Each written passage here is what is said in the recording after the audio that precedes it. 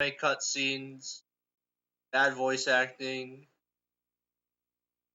an overpowered weapon you get right away that makes battles in the game pretty easy.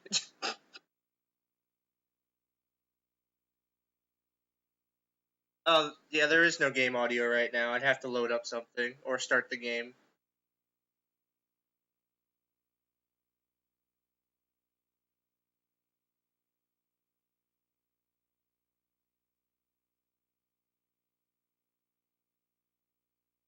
Oh, I'm live.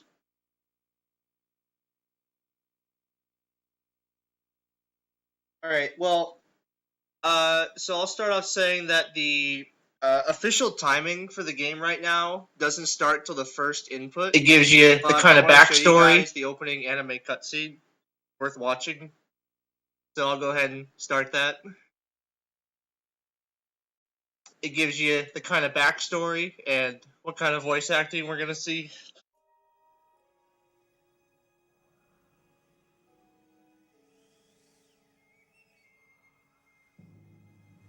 Thank you for the good luck, everyone.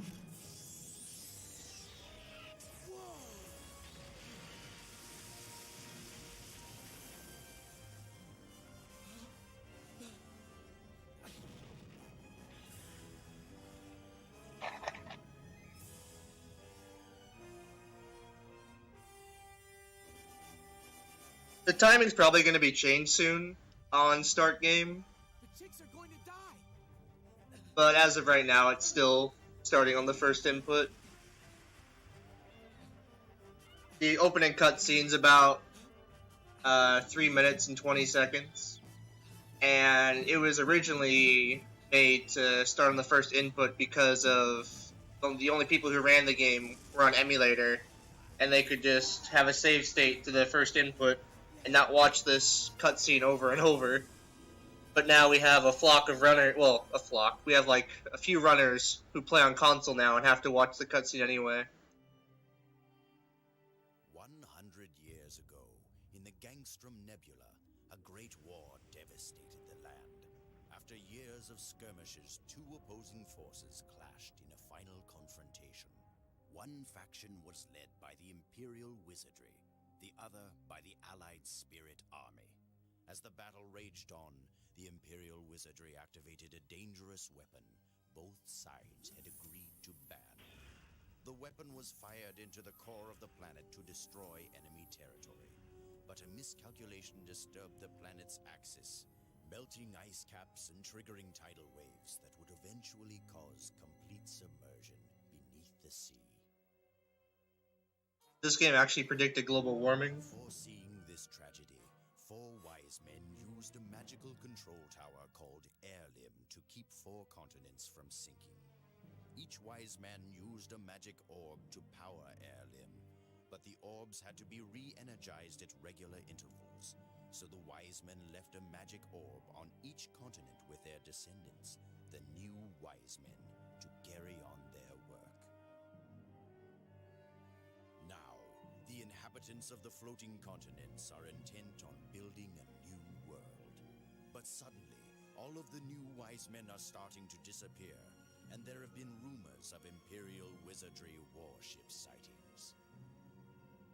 Without the new wise men, the lands of Shilf, Aquas, Volkos, and Zephyr are beginning to slowly sink into the sea. Once again, an entire civilization is threatened with extinction. Alright, get ready to start the timer.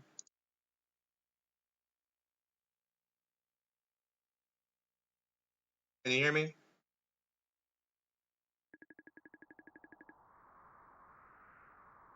Alright. Countdown.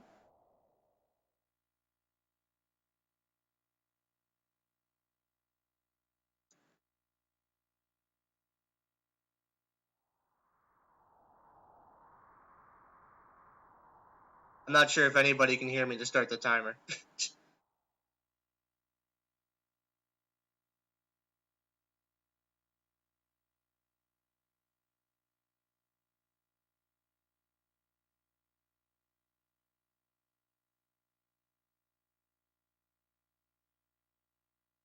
Alright, I'm just gonna count down. 3, 2, 1, go. Alright, so this is a PS1 game. I am playing on PS2. It is faster to play PlayStation 1 games on PlayStation 2. Normally because PlayStation 1 games, you can play fast disc speed on PlayStation 2, which generally allows faster loading times.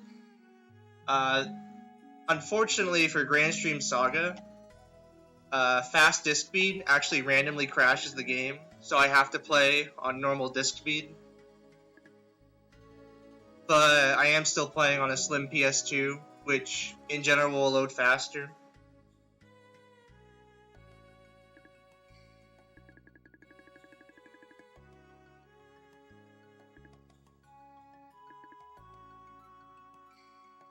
I'm going to quickly change it to fast text speed. Grab this T. While it was on medium text speed, the only buttons that you could use to mash were like X squared, triangle, circle. And the right analog stick is actually mapped to those buttons as well, based on the direction you push it. And as soon as you put it onto fast text speed, any button on the controller can be used to advance text. So from now on, the only way I'm going to be mashing through text is by twirling the left analog stick. Because each revolution gives me 8 inputs, because there's only 8 directions in this game.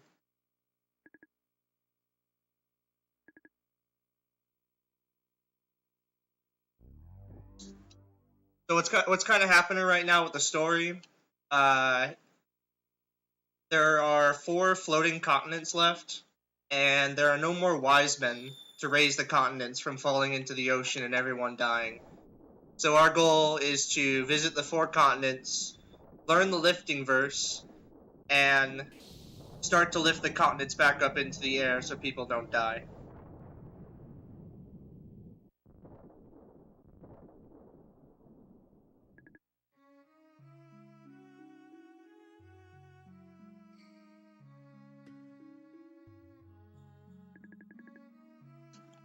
The main character here, Eon, I'm not sure how old he is. I know he's pretty young. In a sec you'll see, I never played Pokemon Sun and Moon, so I would have no idea. On his arm, he has a special power.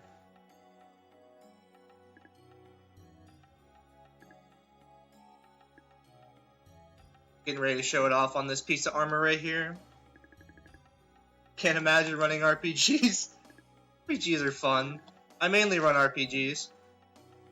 So interact with this armor here. And we're going to be introduced to our scepter, which is the thing around our arm.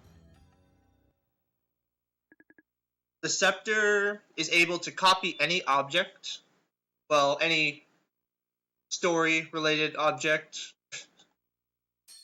Whether it's intact, in pieces, or in parts, and make a completely working replica of that. So whenever some one-of-a-kind thing gets broken, we have no worries and able to replicate it. So right there, a replicated armor to use.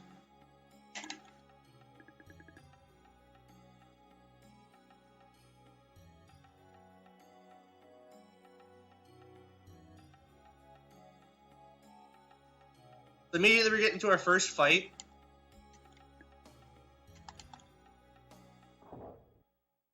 Right now I only have a basic sword. And I'm only going to be doing 2 fights with this basic sword.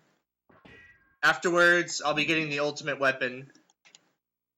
Right at the beginning of the game. There's a little side quest you can do to find out the location of the ultimate weapon. and it never changes.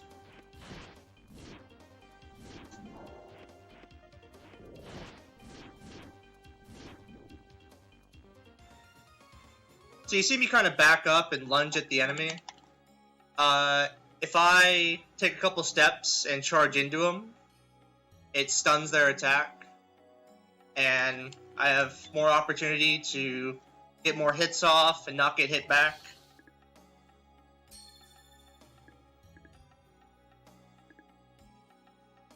I'll be doing that a lot before getting off my attacks, depending on the enemy, really.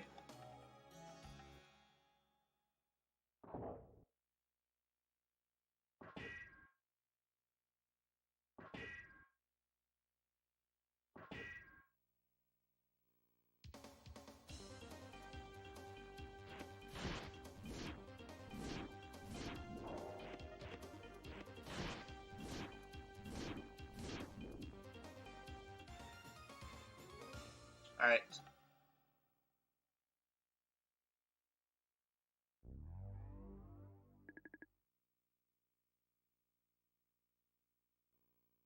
The reason we came into this dungeon area was because this kid supposedly fell off the side of the continent and into this area, and our guardian, whose name is Valos, guardian father thing, I have no idea what his relation is. I think he's adopted father.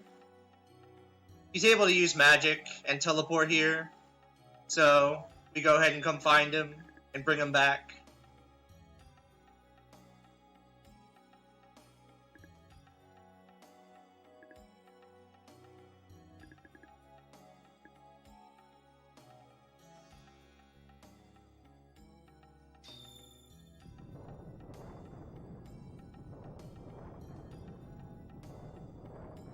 In general, I won't be using much magic in, well, I won't be using any magic in fights. I'll be using magic to get around the overworld a little bit faster and for some story progression later.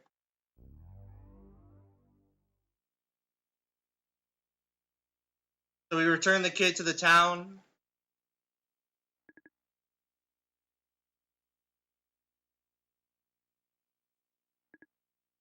Gotta go double check with his father what's up.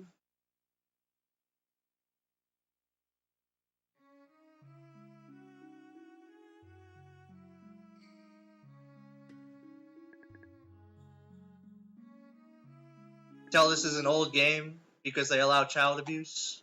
Hippo.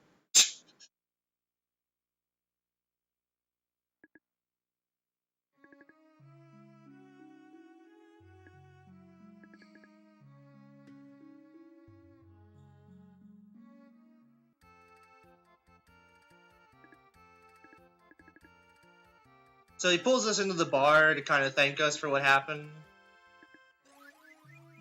We have to go back into here to spawn a drunk guy up near the church that we have to talk to. So this guy right here.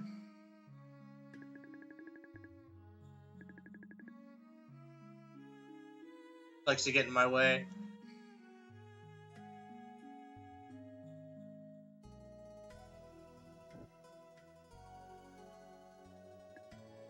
So we see the priest come out of this secret room that the game expects us to not be able to find, even though it's so blatantly obvious.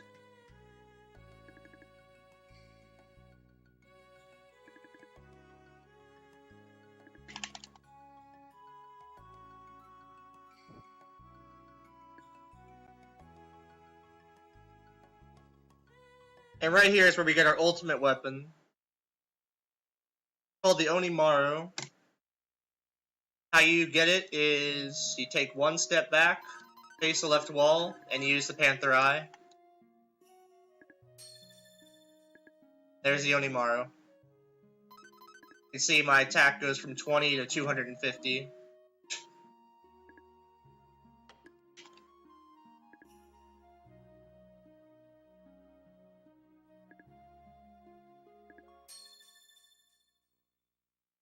The Onimaru also has a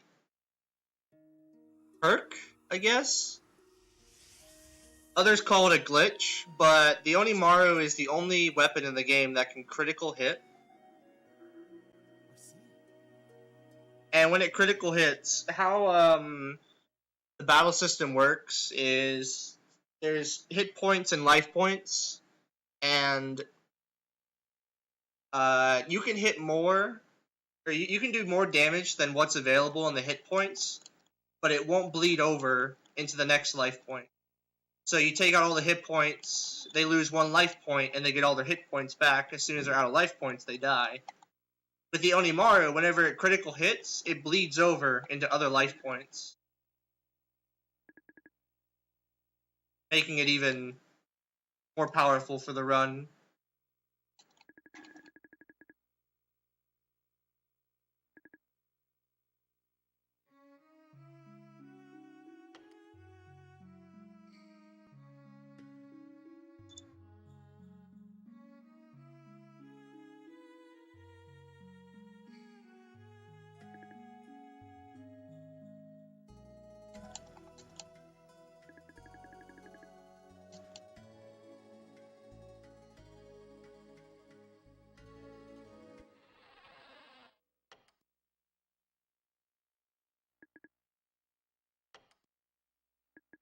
The cutscene in the church, we met our one of the main female characters, Arcia. There's actually an incentive right now to save Arcia or Laramie at the end of the game. Or a bid war, I guess. I really recommend saving Laramie. Arcia, not worth saving ever.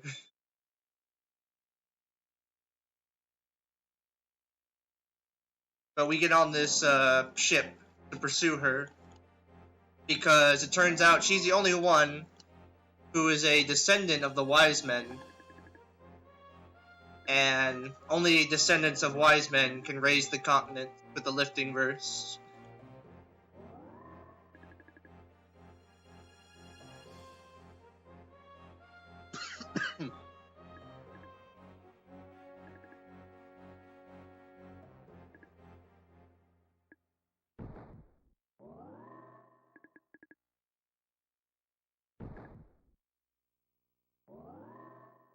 Alright, if you're really innocent right here, you might want to shield your eyes. Gonna get some anime butt and tasteful side boob. I swear it's the only part. Where am I?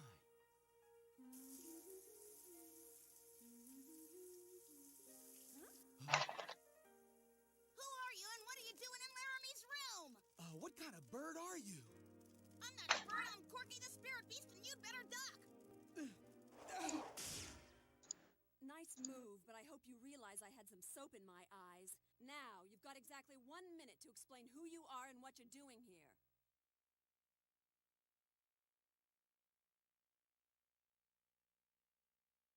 All side boob is tasteful.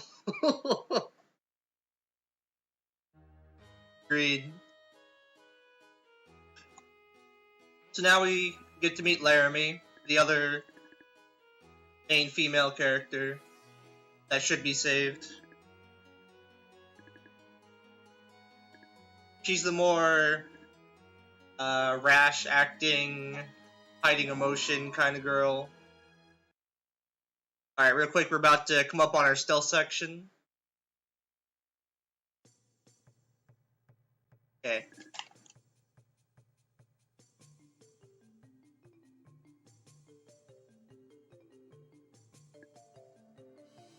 Stealth section's over. We did it.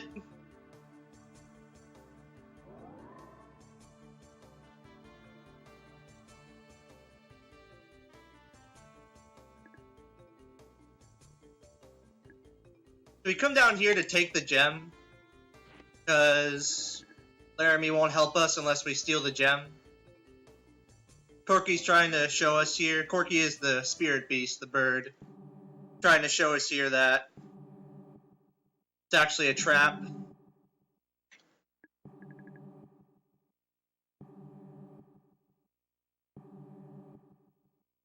But good thing we have a way to copy objects.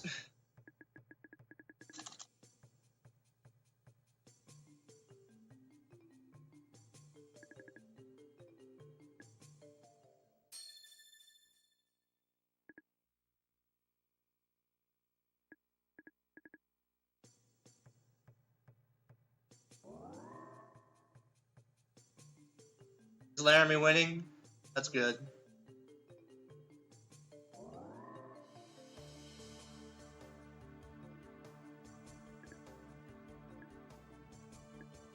Not only are we able to copy, we're able to magnify the object, I guess. This is the only time that this happens, where we make it much bigger than it originally was.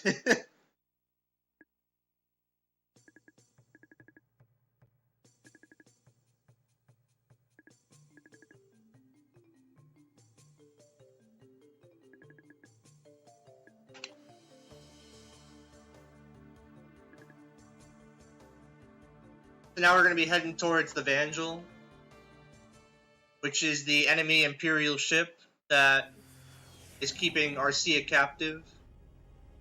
We're going to save her so we can start lifting the continents.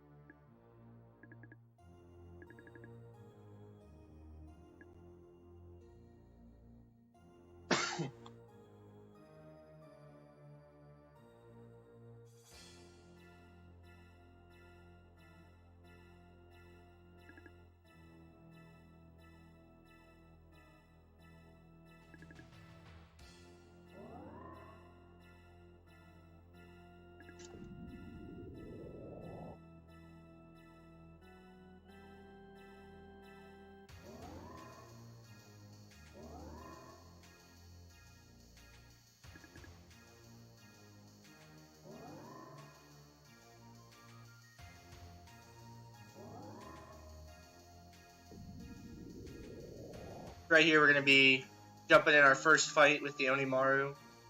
Get to see its destructive power. Maybe get to see a crit and just instantly win the fight.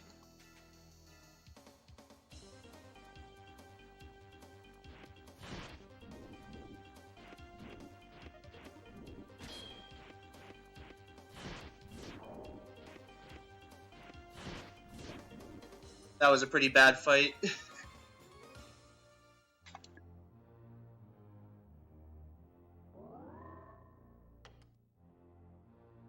So Arcia is locked in the room below, and this guy is the key.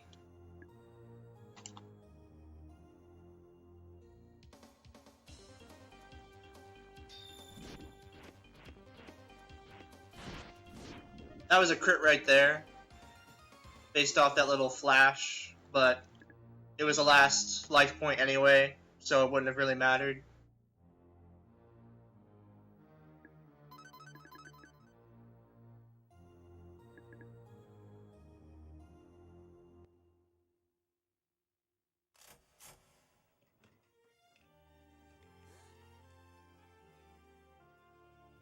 Who are you?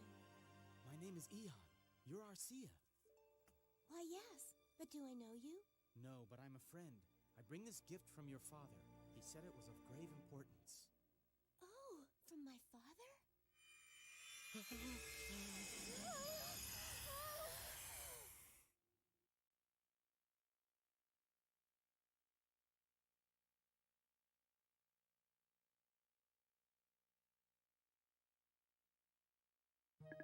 So we give Arcia one of the continent orbs that we have, and this suddenly gives her a vision of her dead father, who was a wise man, and he gives us the backstory of these orbs.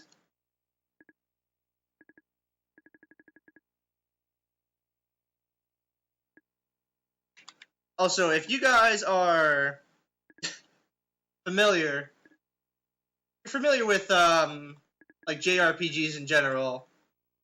Like if you were to think Aquas, like what does that make you think of?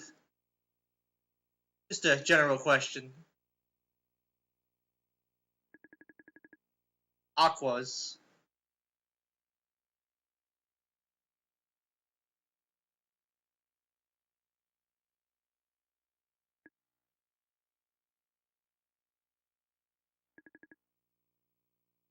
Water. Okay, good. And now, how about Volcos?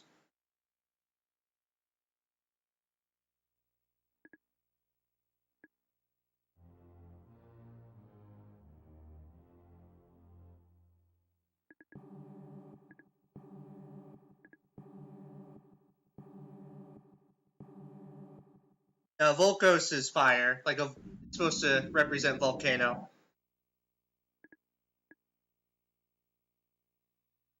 But the big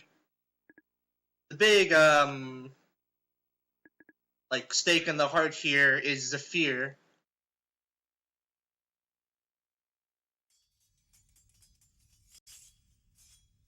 Oh no!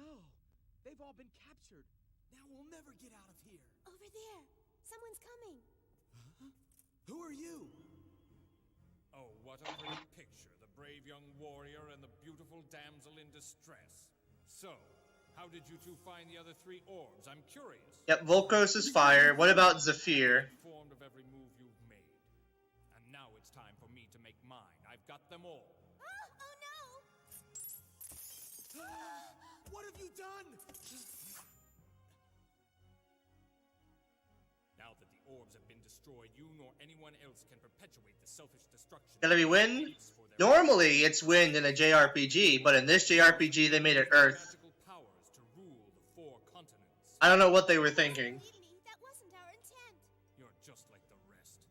You swear you won't be corrupt, but you will be. Leave now. You're free to go. Go ahead. No one will stop you. One's destiny cannot be manipulated. Also, that cutscene's really weird. He comes up, he's like, "Where did you guys find all the orbs?" He's like, "How do?" And they're like, "How do you know?" He's like, "Don't worry. Turns out I have the orbs." So like, then why did you ask? So he shattered all the orbs, but our scepter can copy them all, so we're good. There are no experience from fights either. Levels in this game are only gained through story progression.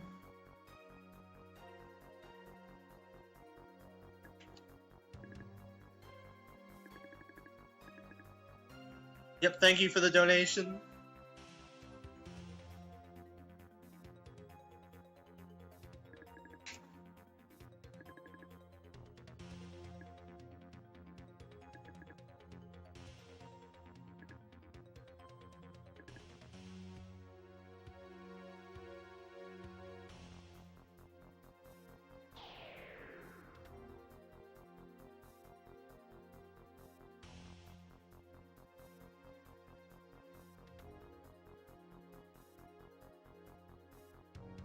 Yeah, you're good.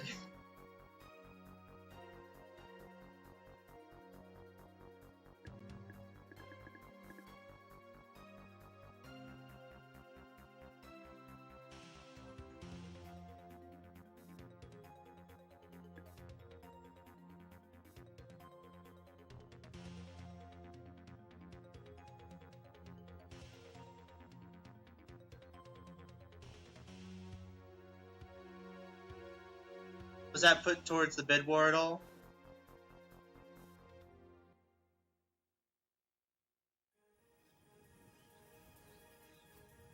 I sure hope no one saw me. It's still an option, right? If they did, they'd be right behind us. I hope my brother's all right. Huh? Oh, what's that? What? Maybe it's an abandoned Imperial wizardry fortress. Welcome. Ye who possess the 4 magic orbs, hold the key. It's up to them, I don't know.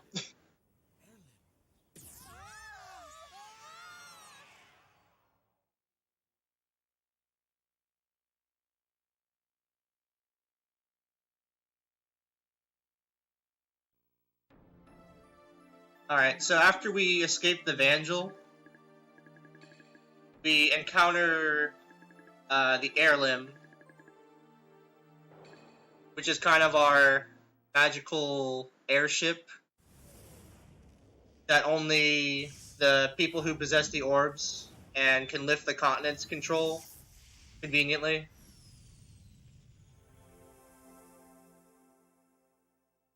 So now we control this flying airship. We can go back to our home continent of Shilf, which is the Wind Continent, and complete the, I guess, dungeon to get the lifting verse so we can save this continent.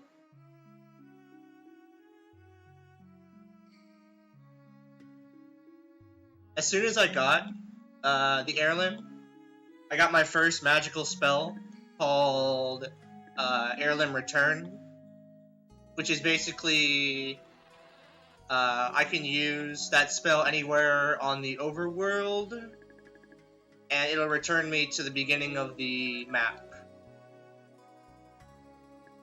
It's very limited to use because of how much it costs, but I'll be using it 5 times throughout the run.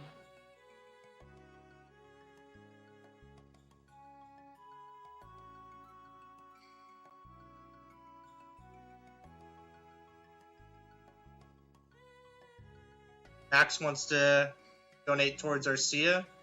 Saving Arcia or killing Arcia? People, how dare you try and save Arcia?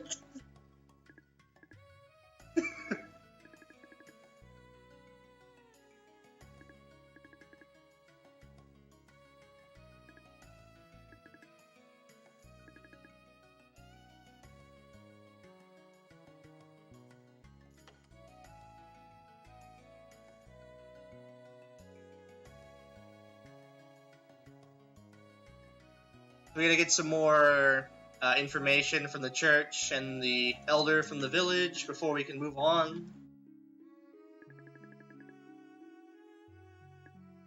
First time I use Heirloom Return. Save a few transitions, walking.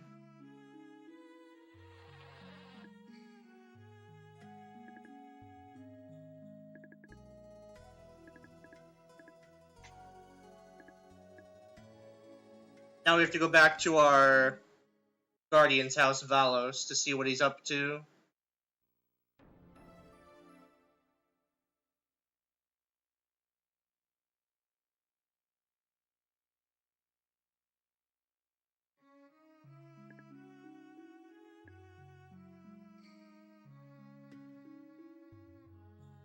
Turns out he had the same idea as us, and he wants to go get the lifting verse for the continent to save it.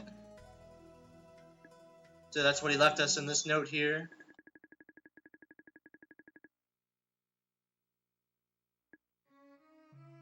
So now we're gonna go after him. We were going there anyway.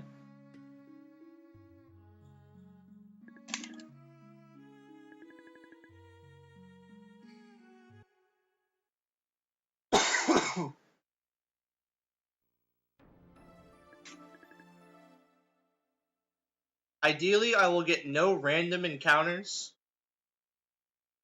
in this dungeon, or any dungeon for that matter. The enemies have their own random walk cycles that sometimes I can get around them, sometimes I have to wait for them to get into a certain spot, sometimes they just get me.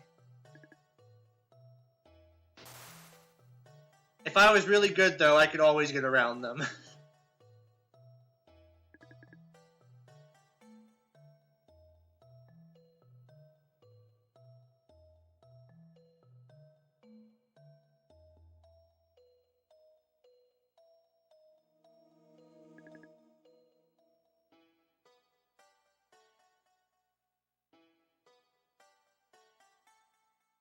Okay.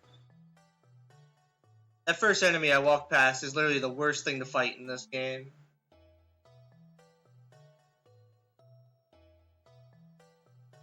Don't you... Alright, I got past the first round here. Gonna Heirloom Return to get back to the beginning of the dungeon.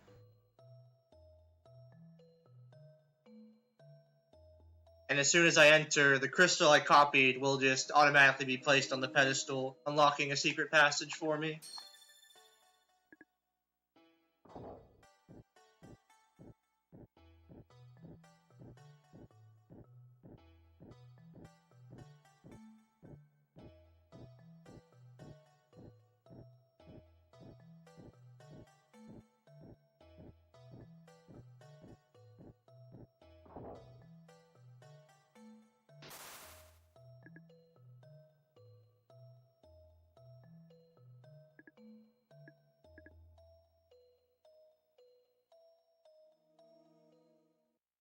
And this is kind of a trend. Whenever we see a hole, we're just gonna jump down it. That's what any smart person would do.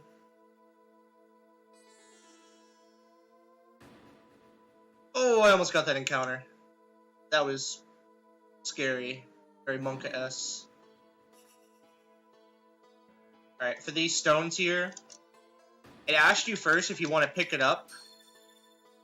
If you accidentally pick it up, you have to watch a cutscene of the door closing, go put it back, and then you're able to copy it. So what you have to do is say you don't want to pick it up, and then say you want to copy it.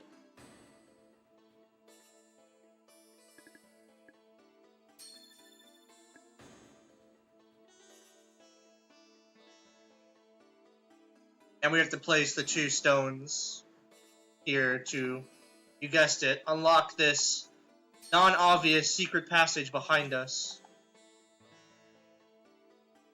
Because they don't know it's a secret passage until after the fact. There's another story level. Levels in this game, it only increases the amount of hit points you have per life point. As far as I know. Your attack and defense doesn't increase.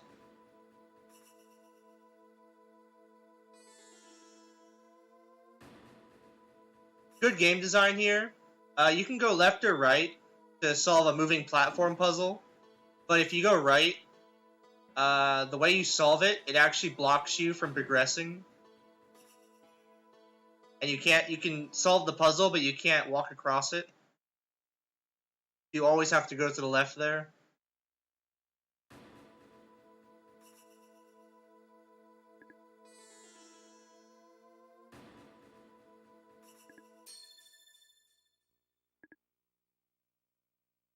So we're gonna copy a gear first, then place it here.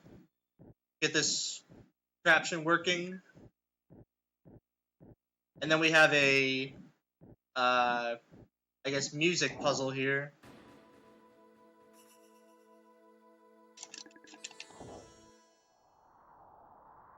Where we have to open certain sides of these panels to let notes through.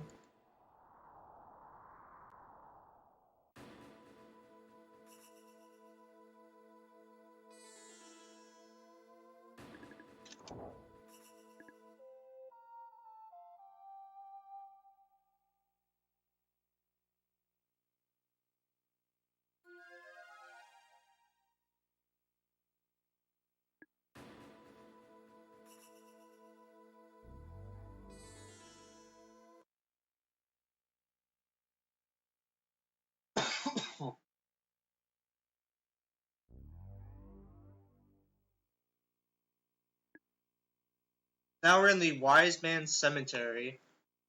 This is where we were before looking for that child. But now things are a little stronger and more apt to kill us. We only have to fight one scripted fight here, which is this one. This is the first enemy we find with a shield. And as you can see, it's conveniently on his left side. So as long as we stay on his right and hit him, he can never block.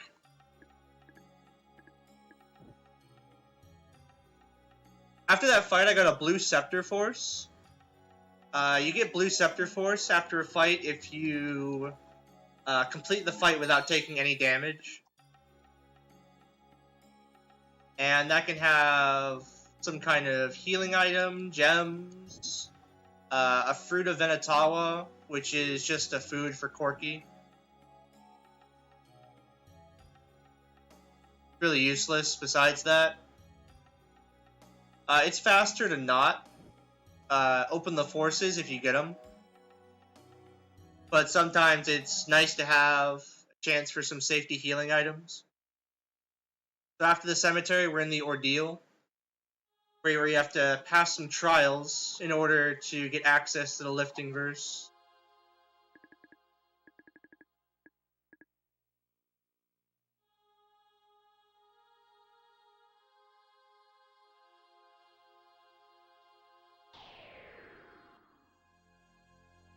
So the first trial here teaches us hard work, gives us reward.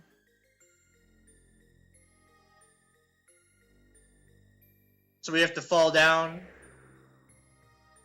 this pit 3 times and come back up.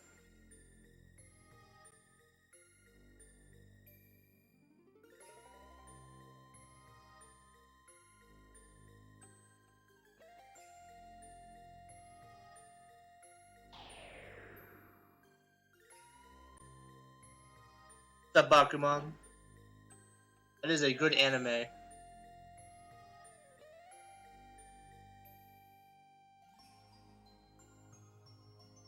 Just like the Granstream Saga is a good anime.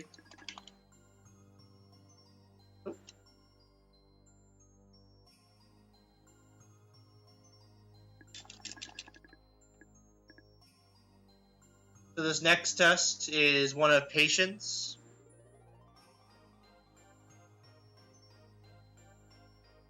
So there's an in-game timer going down right now that we have to wait for to be completed before we can finish this. If we move around or press any inputs, the in-game timer will actually slow down and lag. And there's one more spot in this game where we actually have to wait out the timer and not move.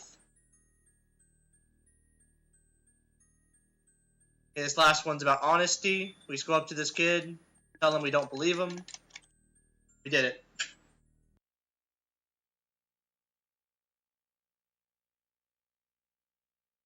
Now we can get the lifting verse for this continent.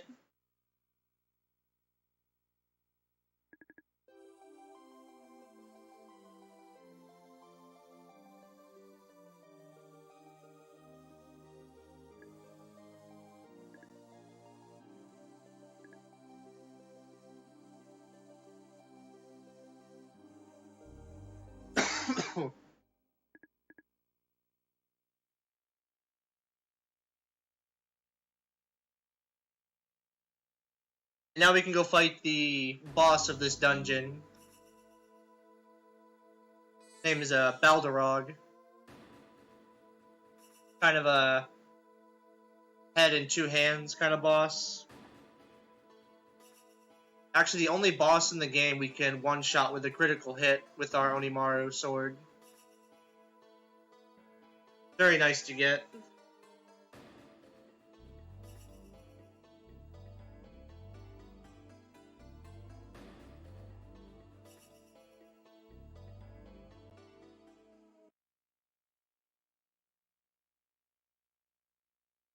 We actually figure out here that Valos was killed by Balderog. He wishes us good luck and for us not to die like he did. Thanks, Dad.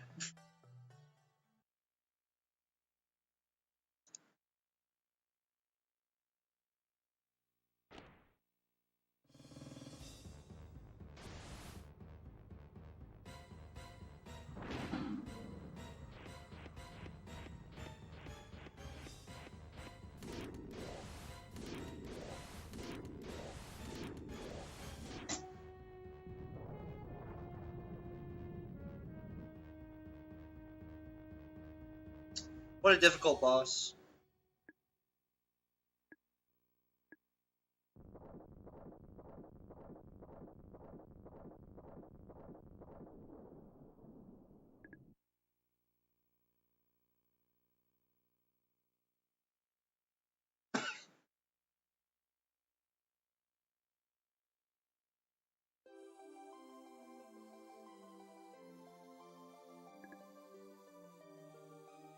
So after that, we give Arcia here the lifting verse, so she can lift the continent back up. Now we can move on to the next continent.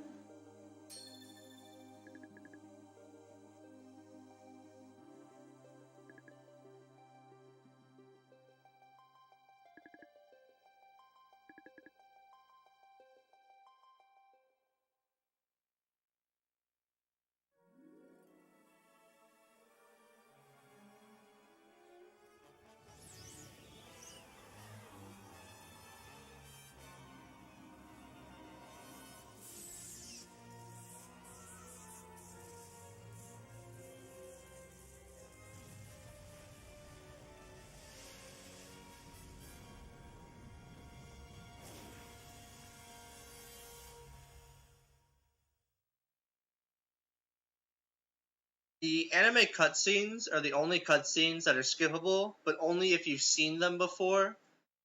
And we're able to skip some of the ones for the heirloom teleporting around.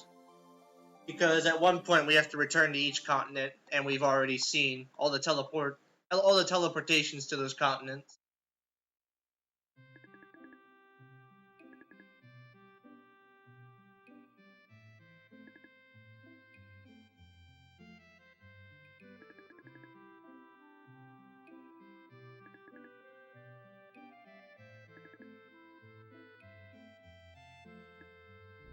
Heirloom return here.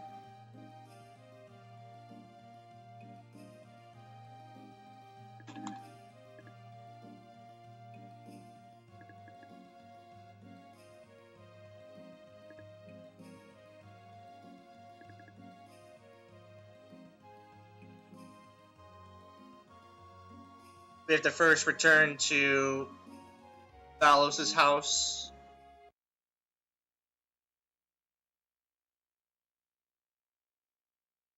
To check his kettle. And then we can finally move on.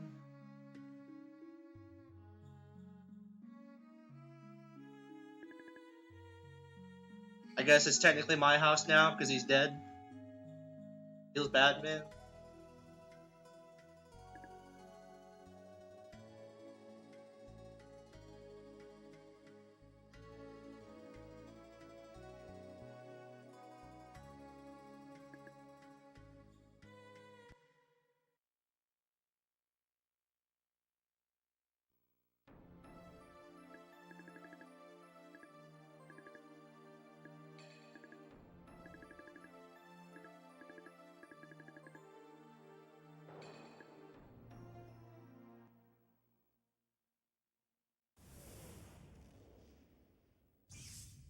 Off to Aquas.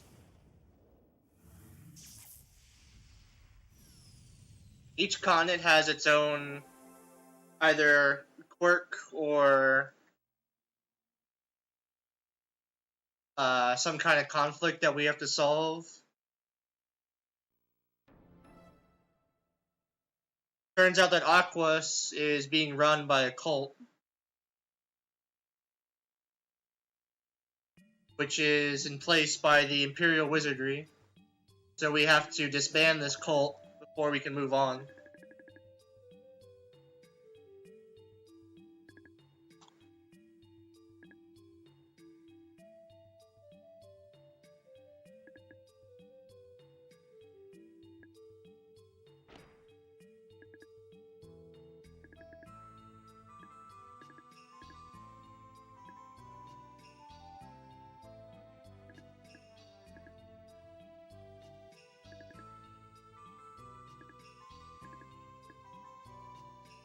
We get introduced to Afto here, like the only sane person on this whole continent. Turns out he's the cult leader's son. We'll be seeing a lot of him later.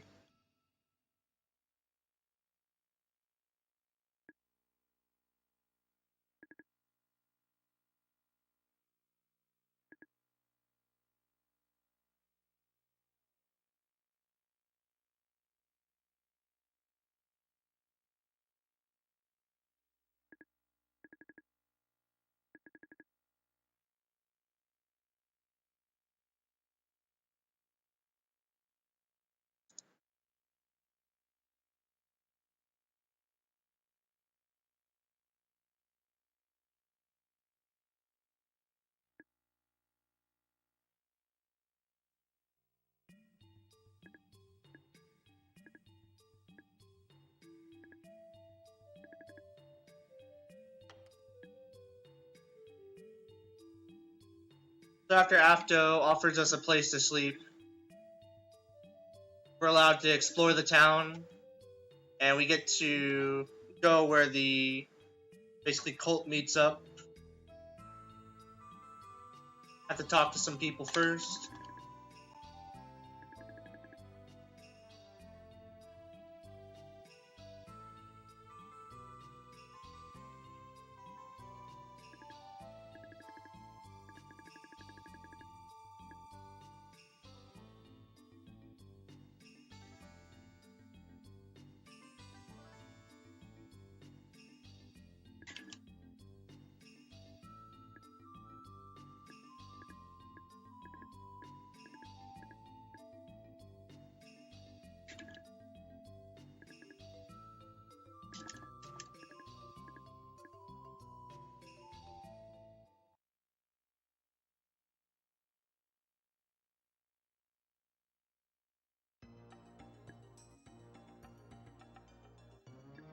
So one of the cultists takes us to his religious colony, where we get to meet the brainwashed cult leader and her followers.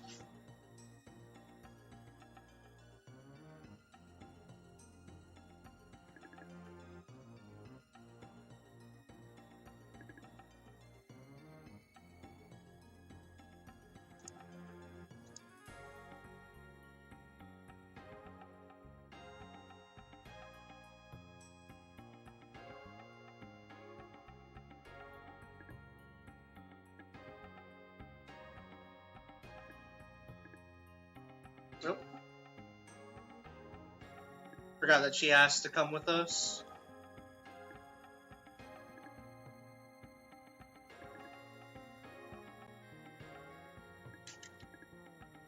So real quick, we get to see one of the first reasons why we hate Arcia. Because of her opening her big mouth in this ceremony. Or meeting, or whatever it is. Gets us put in jail.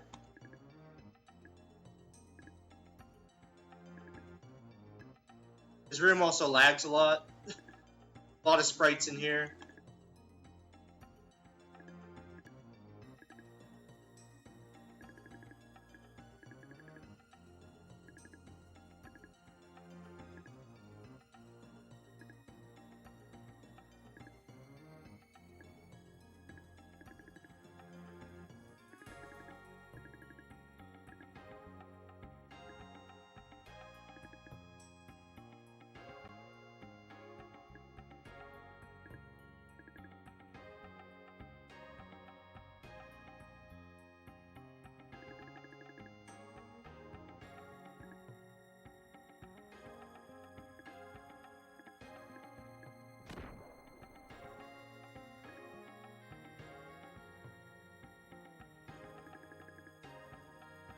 So because of her, we get thrown in jail, and now have to do slave labor. And this is the main RNG of the run. We have to do 2 sessions of slave labor, which is basically getting 10 pieces of obsidian from a wall 2 separate times. And it's completely random whether we get obsidian from the wall as we interact with it. I give this split a very good name. It's called Mashing X on a Wall RNG. That's literally all I can do is just mash X and hope that I get obsidian.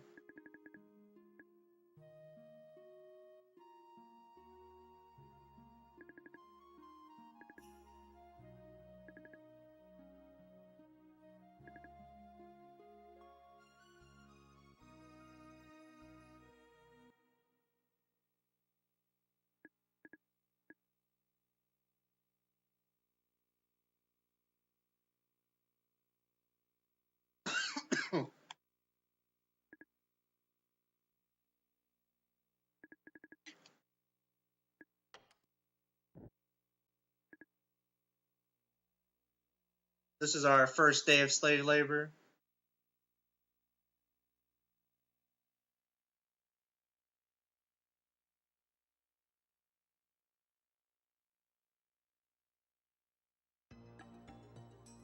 So of course we're late to our slave labor, and they want us to work very hard.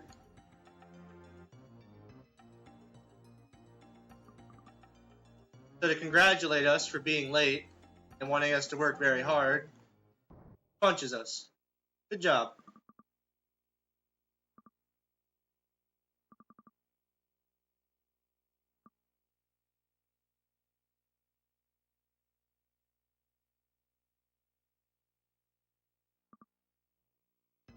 Alright, so now it's a random LP that I get doing this. Now I'm just mashing X until I get obsidian.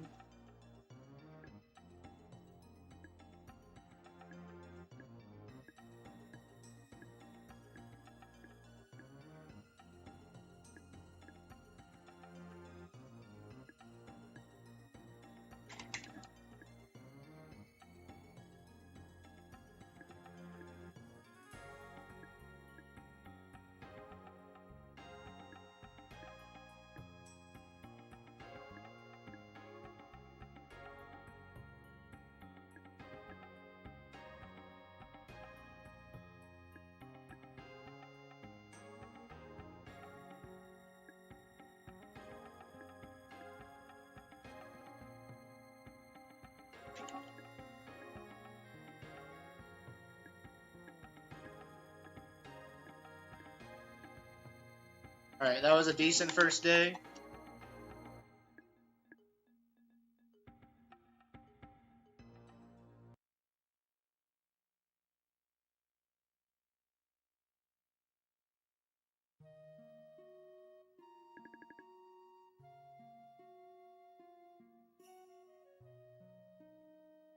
Guy's gonna walk us back to our cell and literally become a part of us.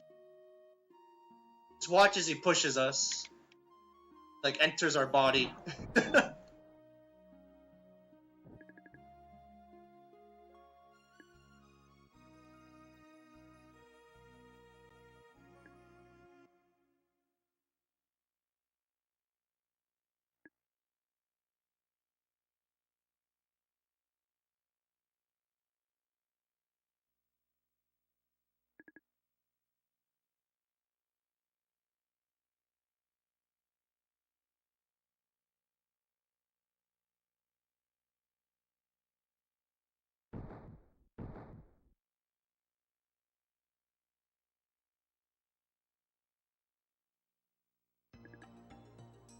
Alright, so slave labor part 2. Gotta do the same exact thing. Out of my way. 10 more obsidian.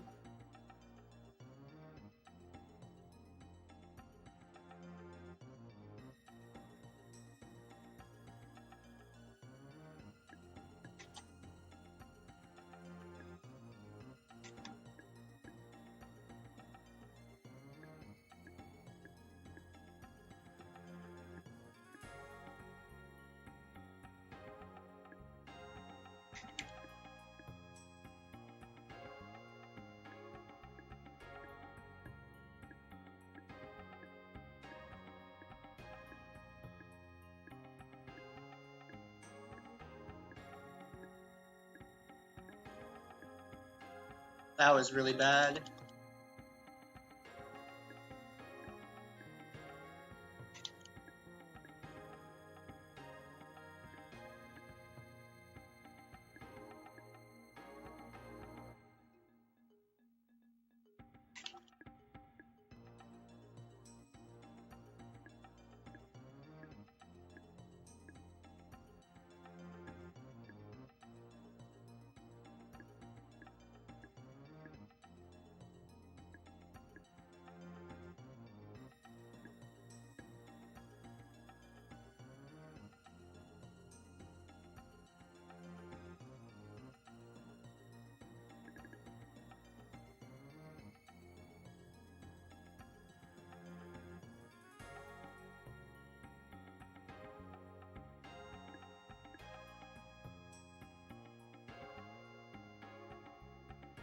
We meet up with Afto again.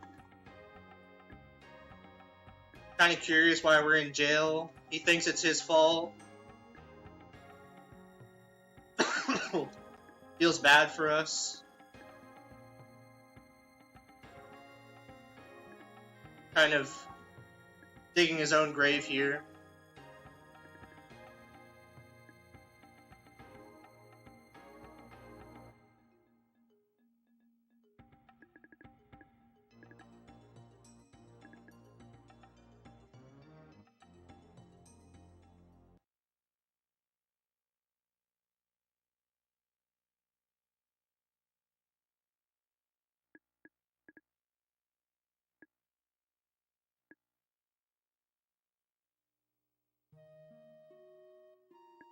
So on the third day, Arcia gets taken away, locked up in some dungeon.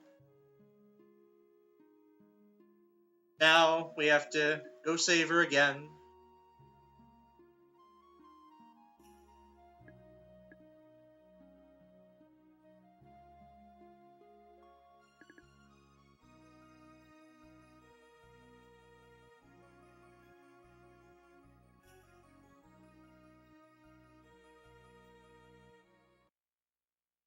This dungeon coming up is one of the harder ones to dodge random enemies. But I guess the ones you don't need to fight.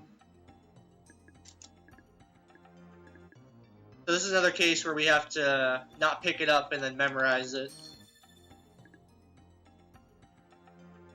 You get a key to the dungeon. It's like that.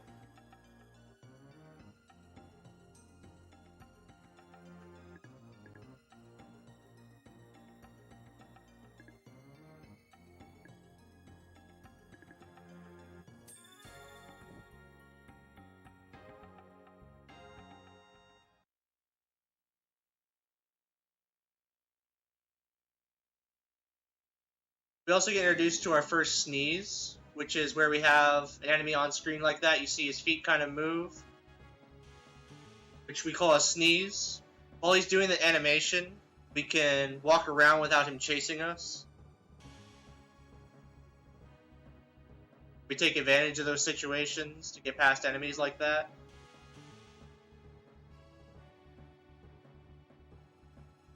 Try another one here. It lets me.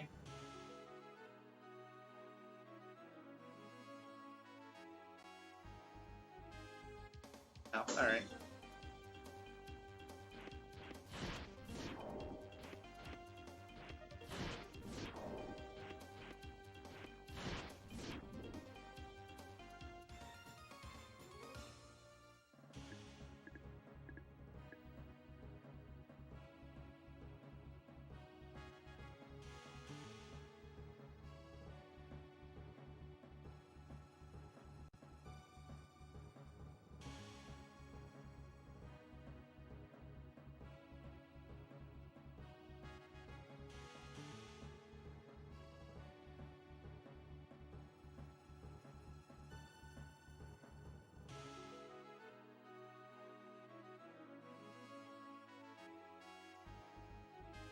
That guy was actually hard to get past. I don't get past him very often. There's one more.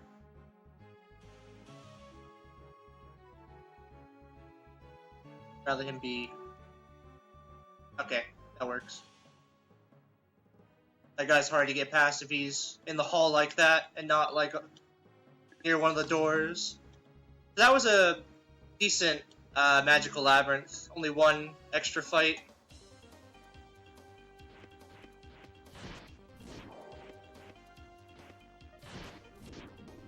Okay, that's our first critical that actually helped.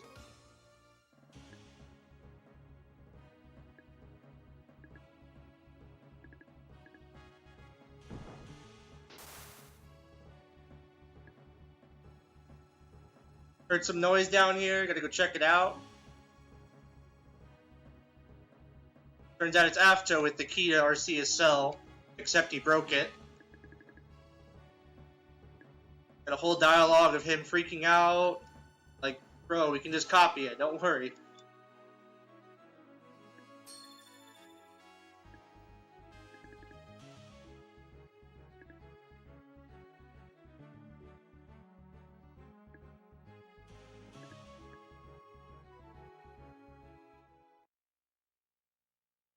Alright, now we have a long kind of sequence until the next dungeon.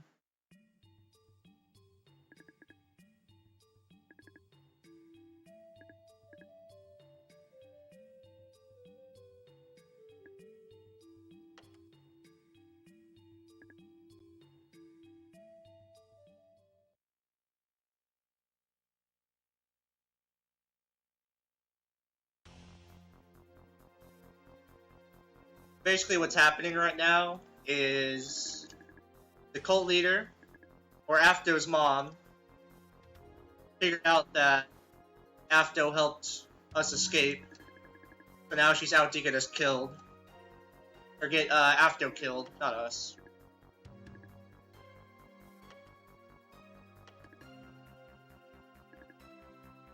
We gotta go save Afto.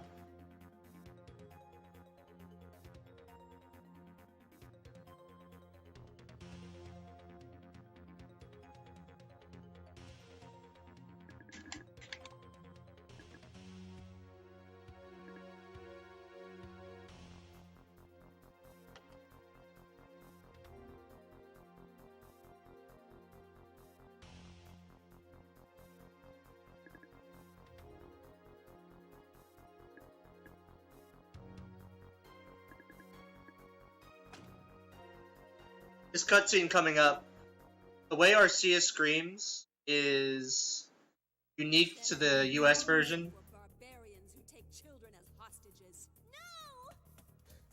He actually takes it like a champ and says nothing in the JP version. Out of my way. There has to be a non-violent solution to all of this. Don't be so naive. This blade will do the talking for me. Oh, I see it!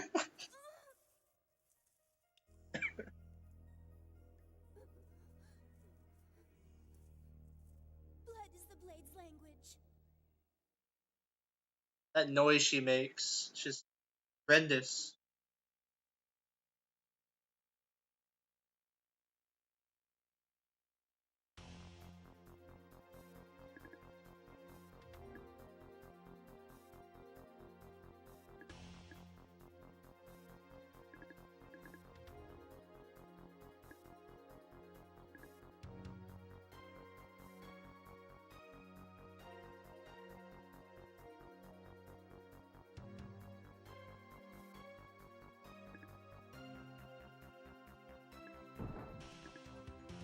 So while Arcia heads to the top of the watchtower to reason with these kids, stop them from killing Afto, we have to slowly walk up each floor and witness each cutscene during our transition of her reasoning with these kids.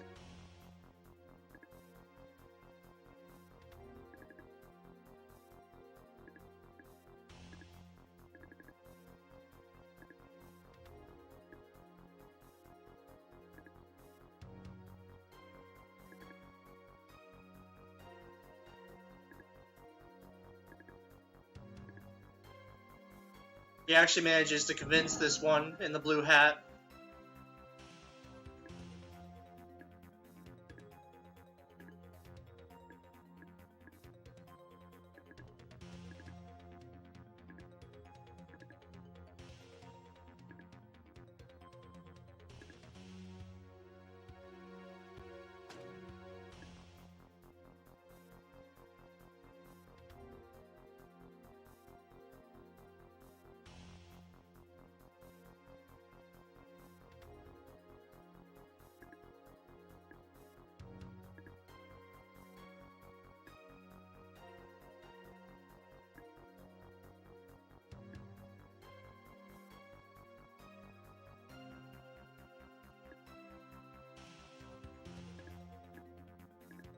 This guy in purple here, it's actually not who he really is. Figure it out in a sec. But there's no convincing him to not kill Afto.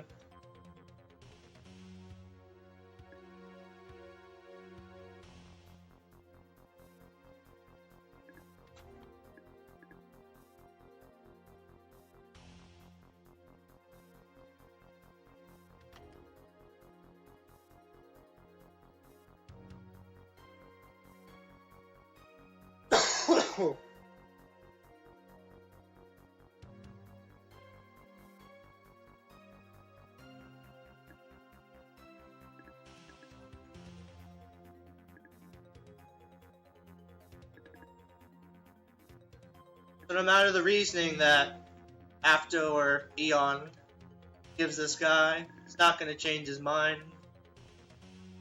Pretty determined to kill him.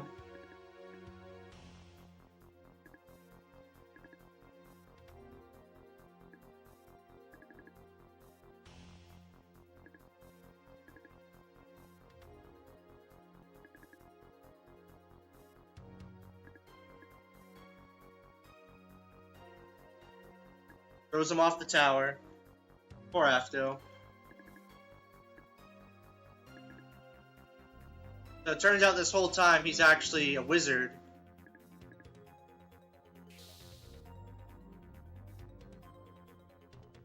And we figure out that the person controlling this wizard and controlling Afto's mom, be the cult leader, is another wizard called Levante. We have to go stop him, save the town.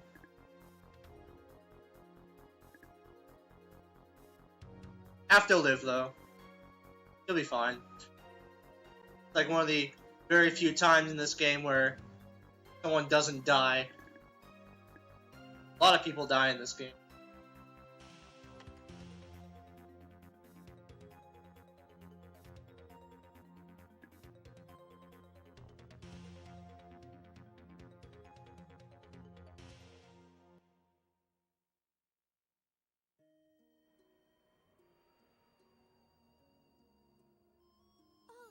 trouble is my fault. That's not true. Huh? Ian! Marcia, you can't blame yourself for all that's happened.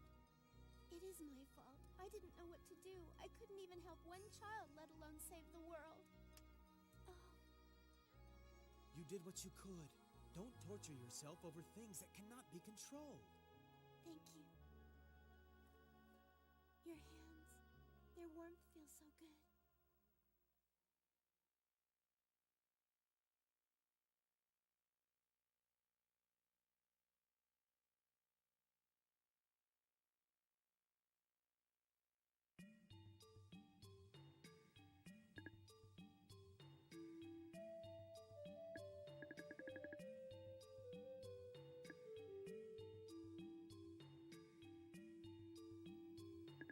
Hello?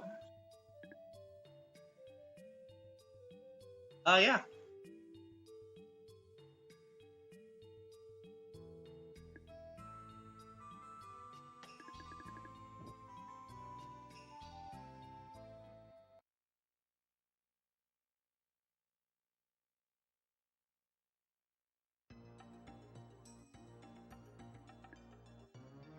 Nice.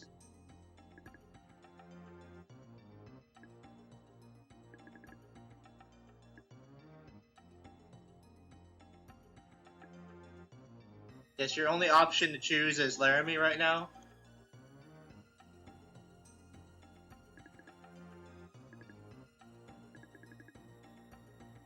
Yeah, LCC and Mega BC here are new runners that I've heard are learning this game. And this game was inactive. Like, the last run that happened was in 2015. And me and Mighty Mouth started doing runs like a few months ago. And got rid of the dry spell.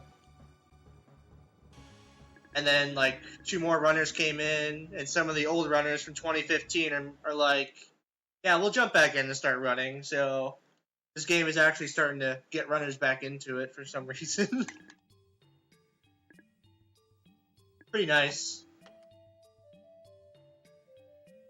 Gained our story level there, and now we can head to the next dungeon.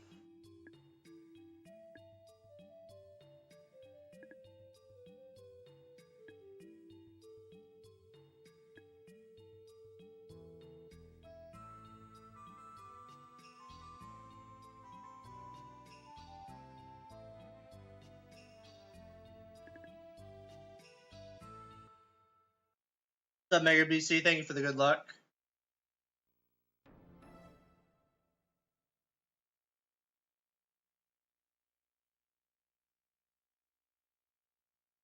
Yeah, I wouldn't have learned, or I wouldn't have learned the speed run if Mighty Mouth,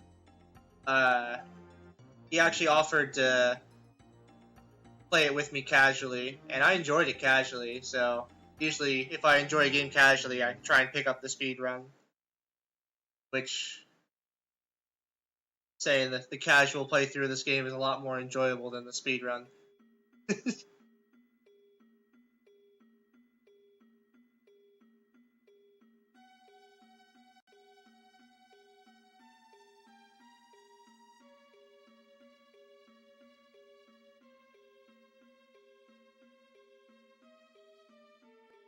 The crab enemies have weird hitboxes.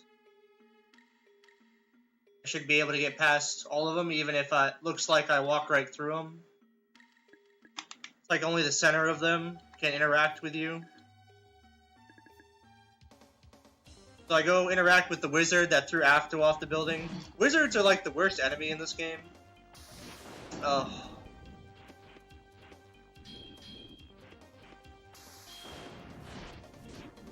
I got a crit.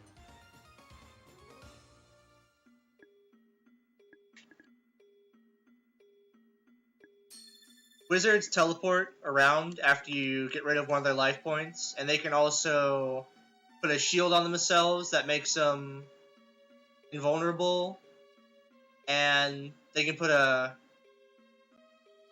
shield around you, which means you can't move around for a certain period of time. They just suck.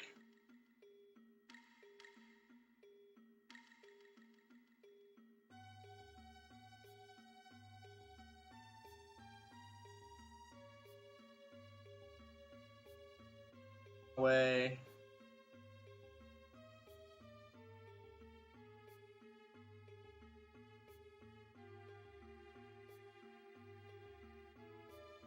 Oh, I didn't go far enough left and I got in the fight. That's rarely happened. But I got a crit, so that actually didn't waste that much time. That's really nice.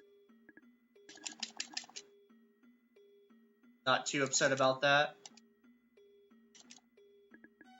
Saved a lot of time for getting that fight.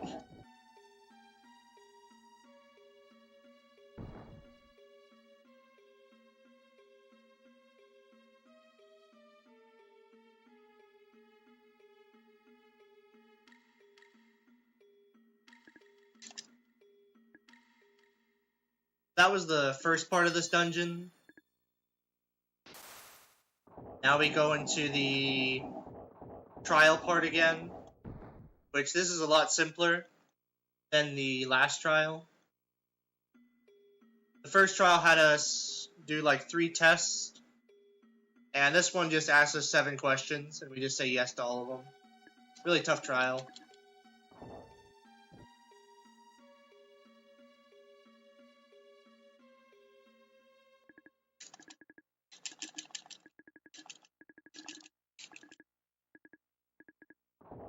Okay, we did it. Now we're trapped in this room. No way out. See what happens.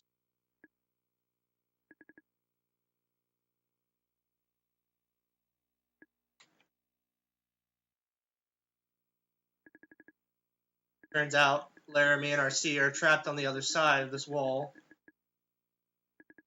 Not sure how they got there.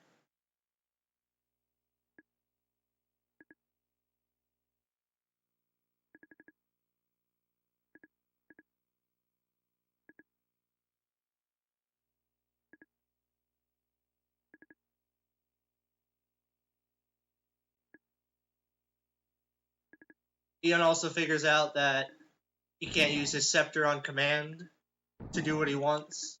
Kind of does its own thing. Seems like there's an earthquake happening.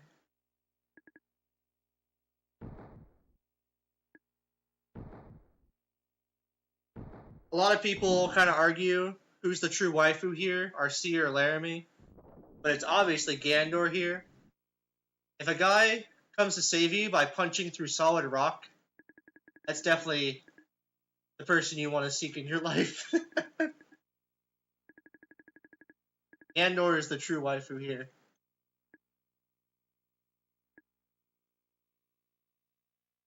So after that, we can jump into the next part of the dungeon, the Labyrinth of Punishment. There's not really much to dodge. There's a couple scripted fights we have to go through, and then the final boss, or not the final boss, the final boss of this dungeon. I wish the game was this quick.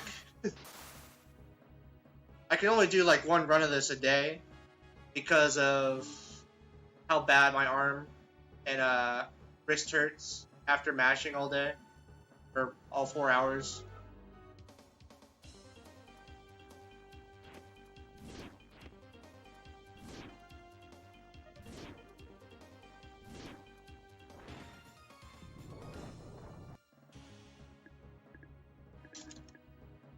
Did we hit 120 for SM64? Nice.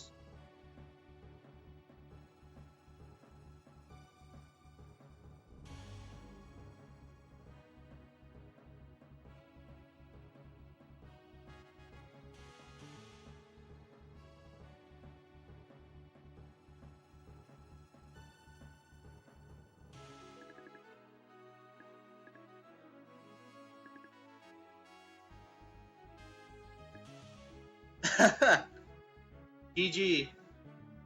$400. Thank you, everyone who donated.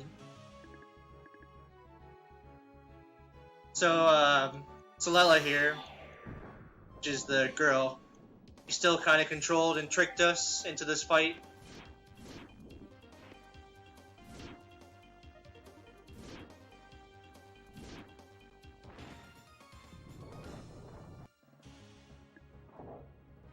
Has 400 always been the goal?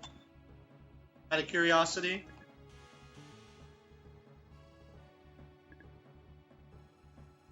I'm gonna safety heal here.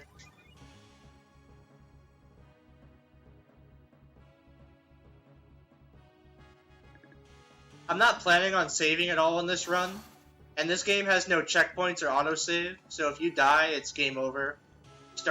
You have to start the game over completely. But I should never die.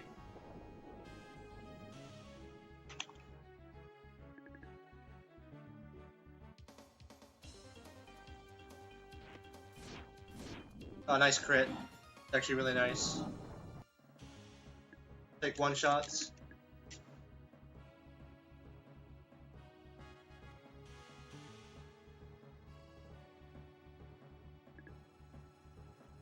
Next goal is 424. Oh, okay. I thought you meant for like the next marathon, but you're raising your goal. I see.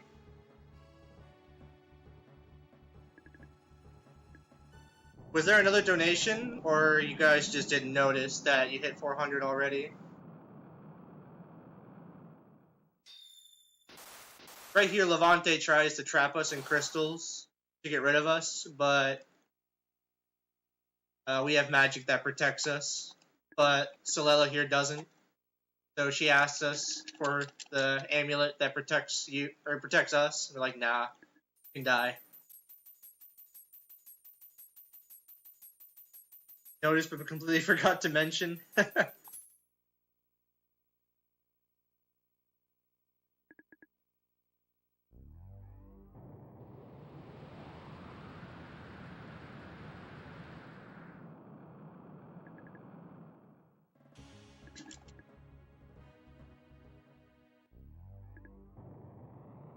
Okay, so now we're entering the boss room here to fight Levante.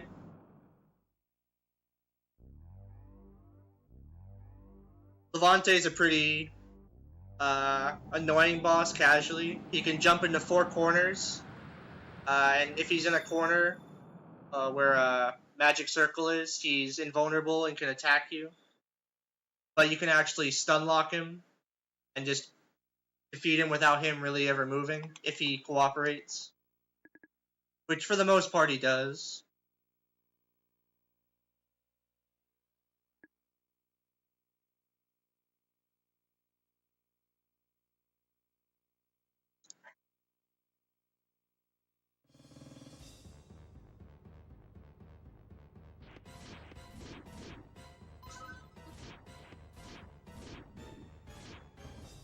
No, no, no, no. What are you doing?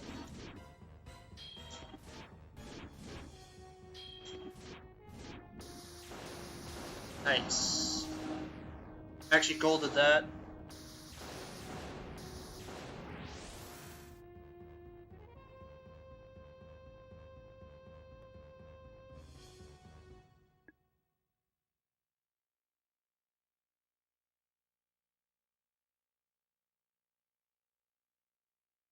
Can espresso at TwitchCon. Lucky.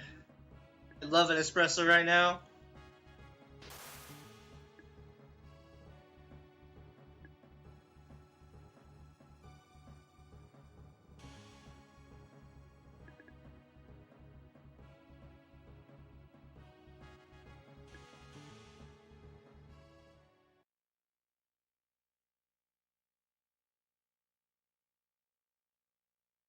Oh, I never actually apologized for showing up late, I guess, to my marathon. I wasn't actually sure of what my time was, and my sleep schedule's been kind of screwed up. And I actually fell asleep sitting up, trying to wait out when I was going to be in the marathon. And I woke up when everybody was freaking out wherever I was. I don't know if I was actually on time or a little late or what it was, but I still want to apologize.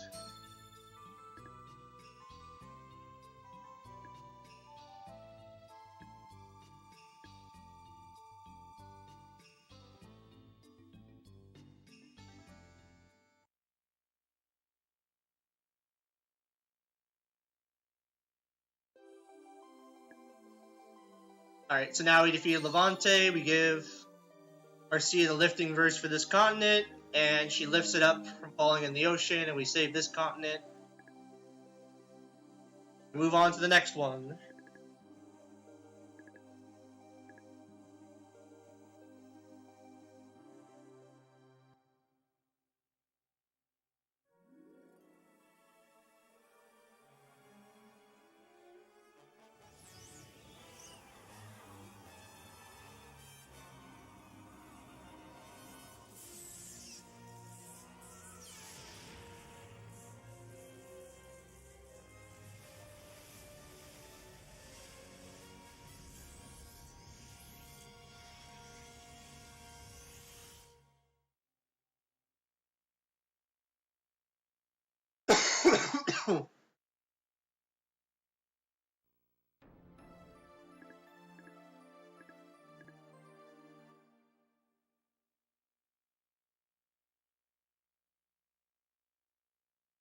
First, we gotta go back to the consulate,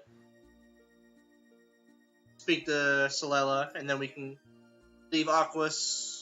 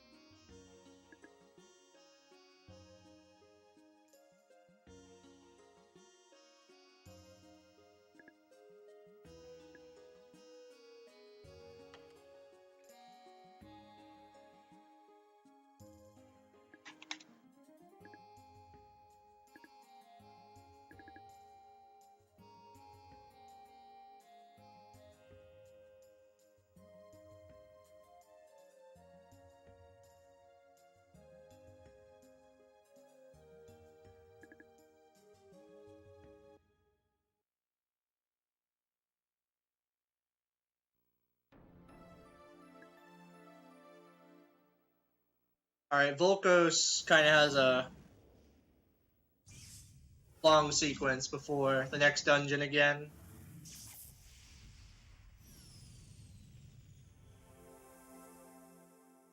Volkos is a continent with a quirk. It's actually a, like the name implies, a volcano.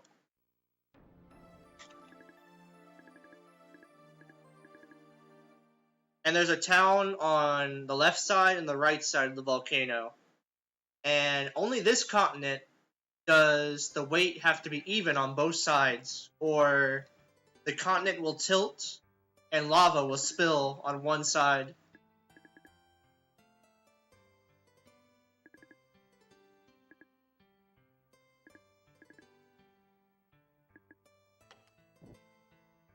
When I say it has to be even, I mean like near perfect even. Like they have to weigh everyone before they choose what side of town they want to go on to.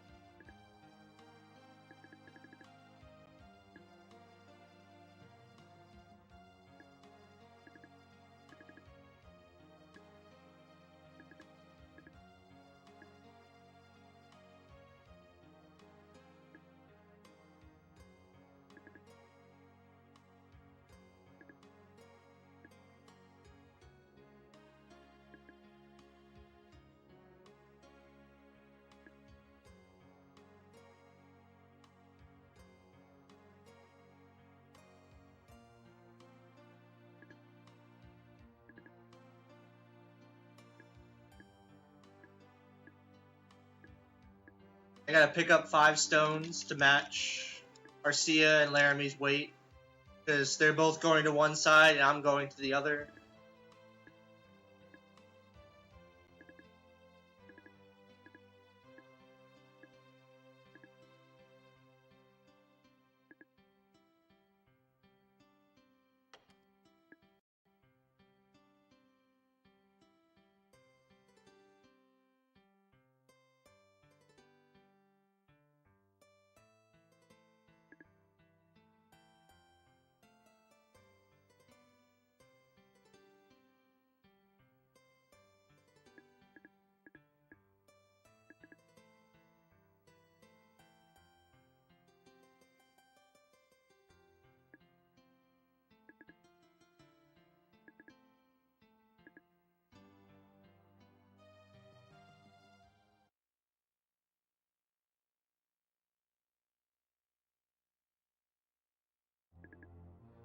The Vanguard is back.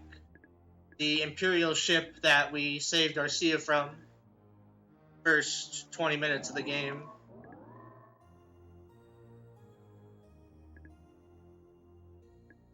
They're coming here to stop us.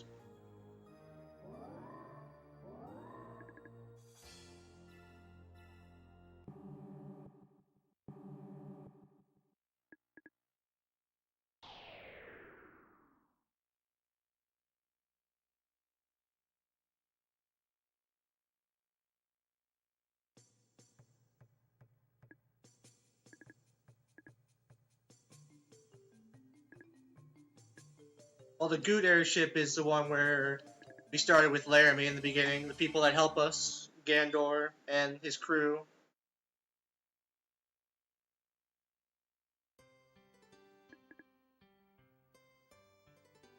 So before I can progress, I have to talk to 6 of the 7 villagers, then go to the mayor.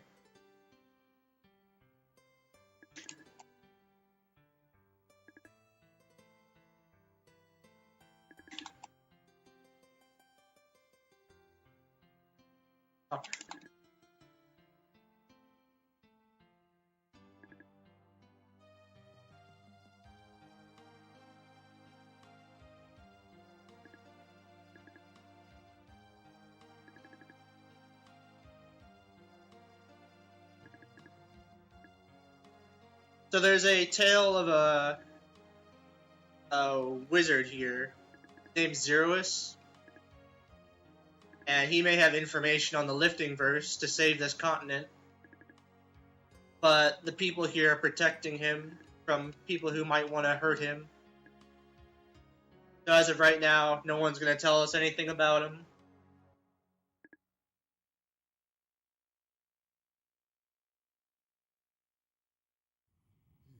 I must be imagining it, but I thought I saw that cloud move like some kind of a ship. Gandor, Huh? it's the Vangel closing at 3 o'clock. The Vangel? Enemy approaching, all weapons hot and at the ready. I've got them in my sights, ready to light them up at your command, sir. Maintain speed. Activate disruptor torpedoes.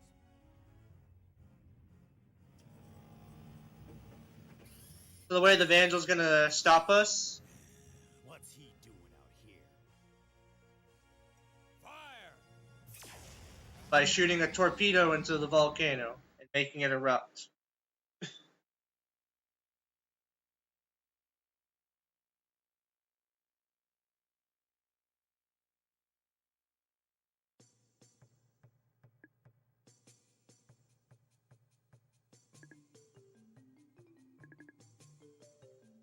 Glad you're liking the game, Deathline.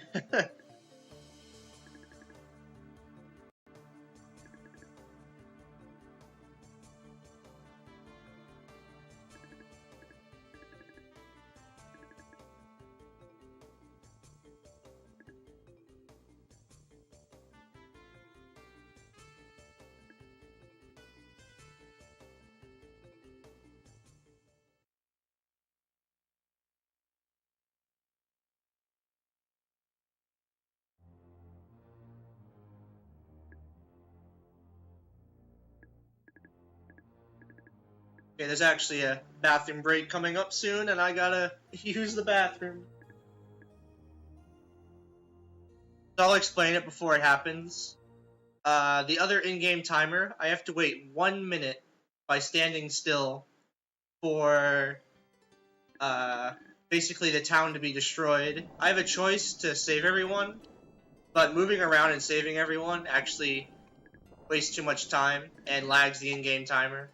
So I just stand still and let everyone die.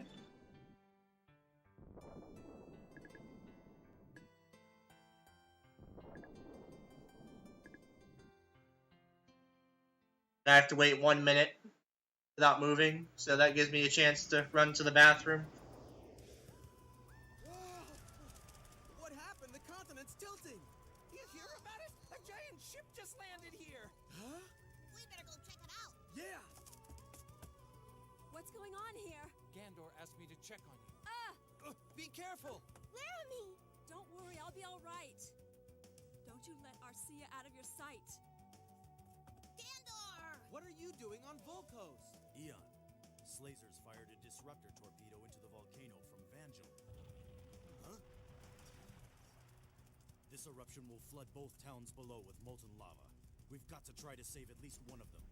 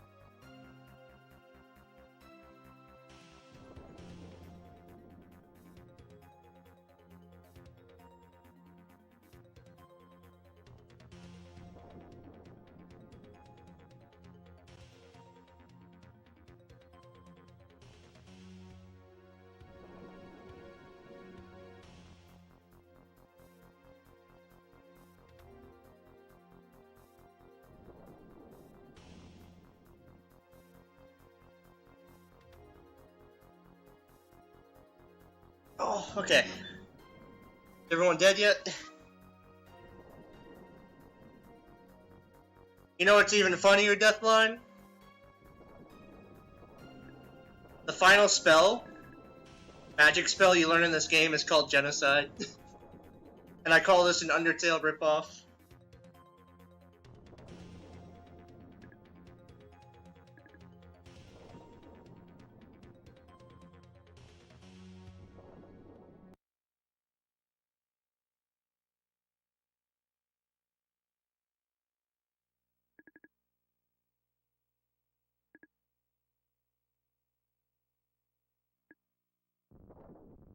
Alright, so now we gotta let the lava flood the town.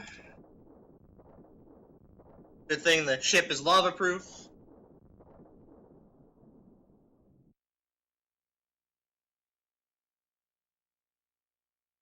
$20-something years, yeah. Well, no, not that much. Maybe like 15, I think.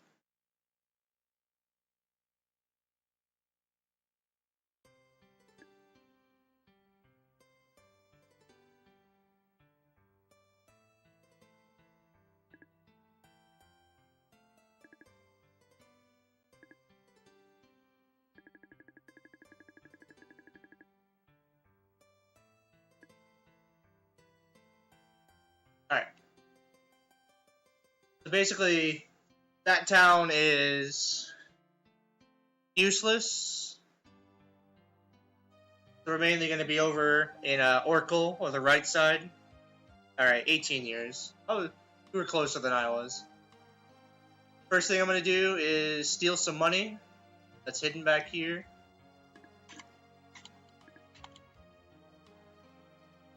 Use it to buy a story progression item, sulfuric acid, and a high potion to refill my mana points.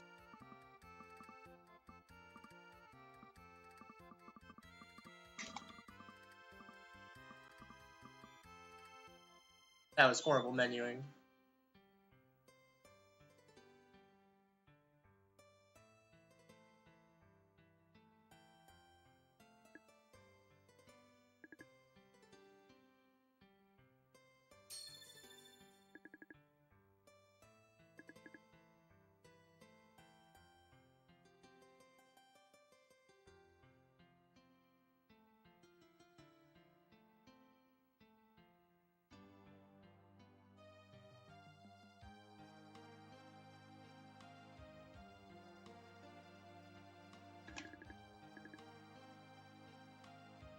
So guidance there told us that Laramie ran off to the lava caves. So now we have to run off to the lava caves to save her. The lava caves here is the last difficult dungeon to get past enemies.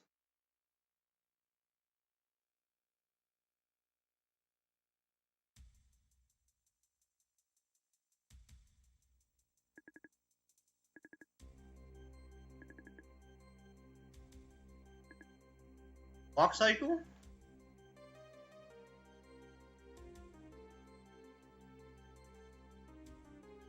I'm gonna be focusing through here to try and not get in encounters.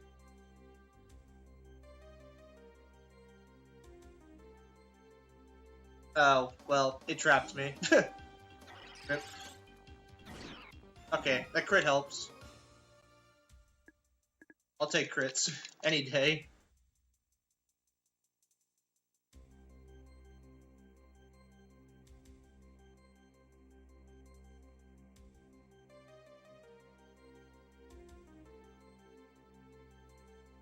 I thought I was going to spin and get me.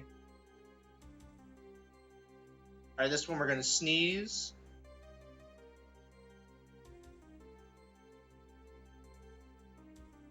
Walk past.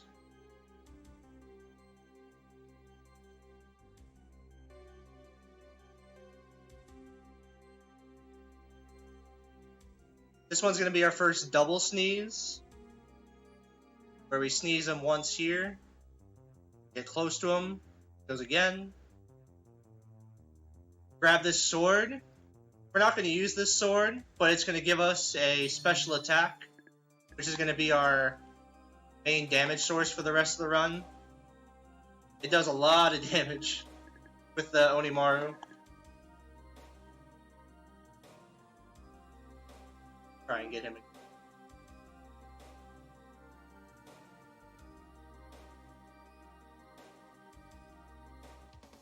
Alright, I messed up sneeze.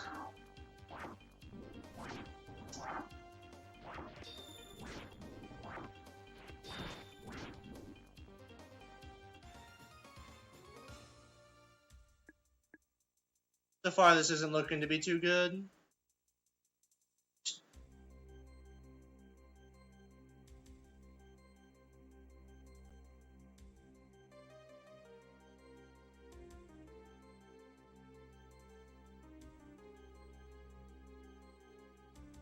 Get past this guy again.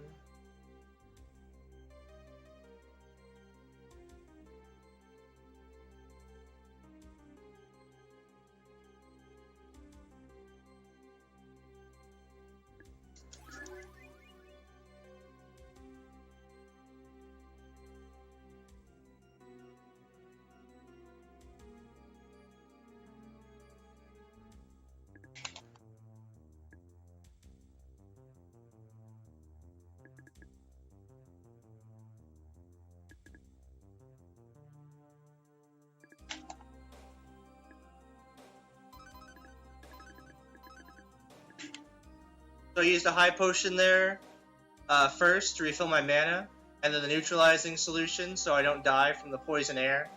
If I use the solution first, then I would have had to open my menu again.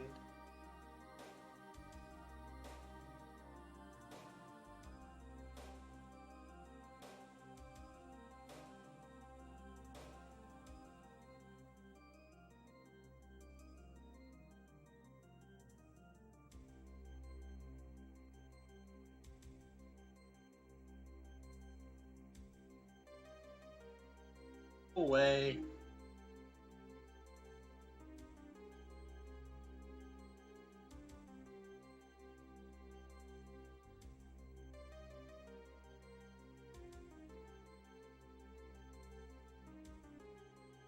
Alright, that could have been worse.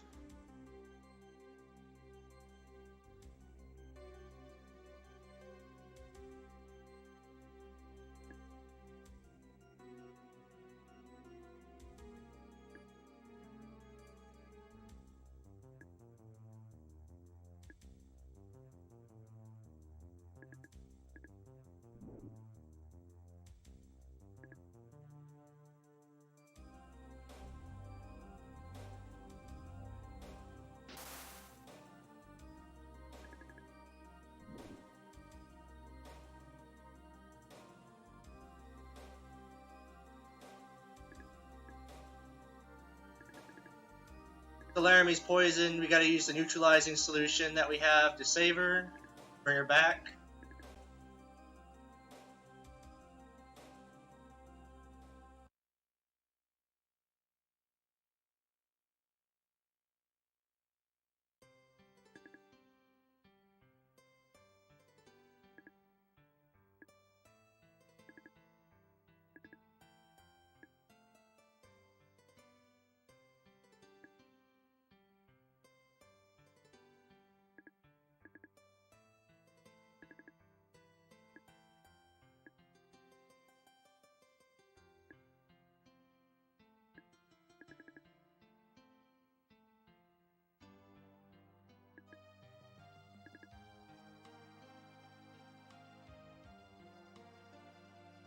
So now we save the town. The mayor will tell us where Zeroes is.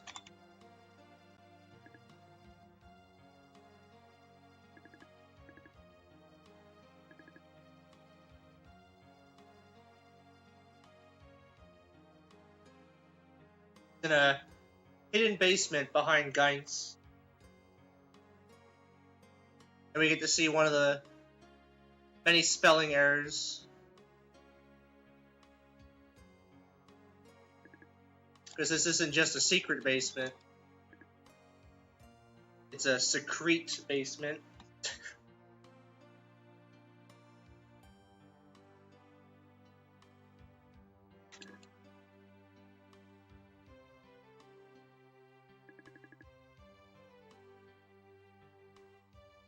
On our book boss, we gotta read all parts of this book.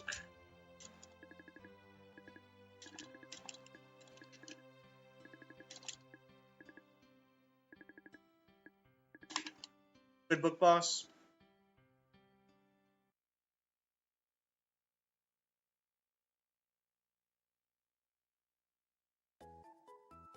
Then we're going to the next dungeon, which isn't really a dungeon that a lot happens. There's one fight.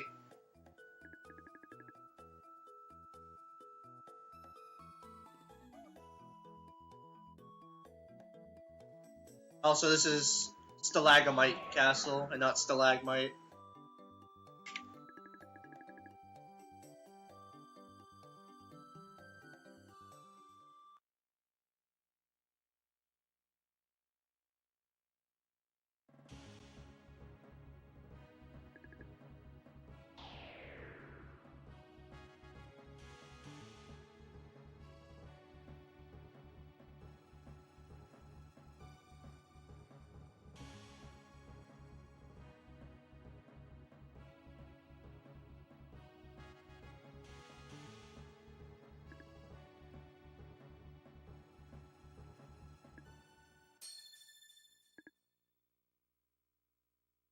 We gotta activate the air in this area to be able to move up to a certain floor.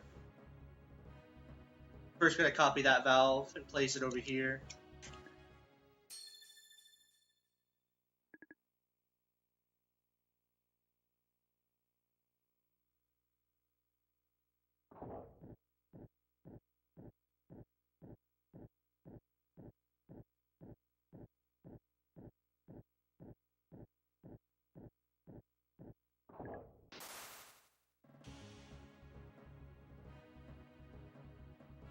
I won't really be walking on the bottom part of these floors, because encounters will spawn and fight me. So I'll mostly be staying on the top, because no encounters can spawn up top. Right here is the only fight I have to do in this part of the dungeon.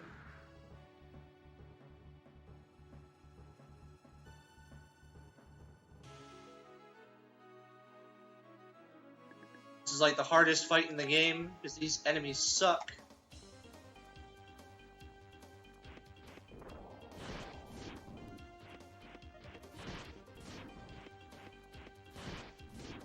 Okay, it was nice to me.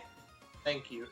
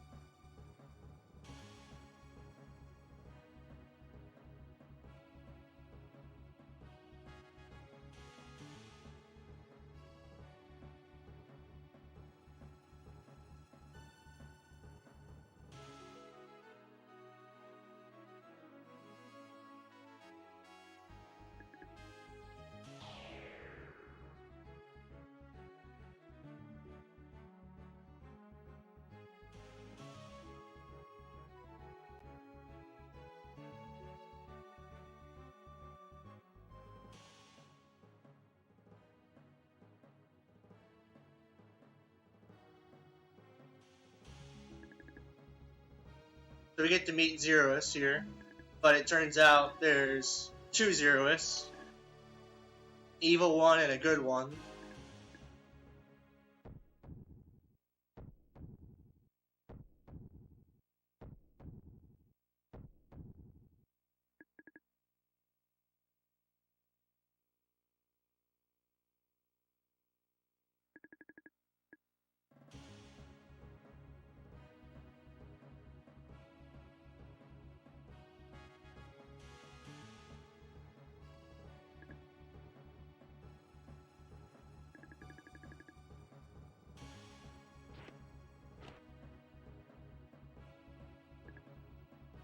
The red crystals return you to the beginning of the dungeon, like an heirloom return, while the green ones heal and save.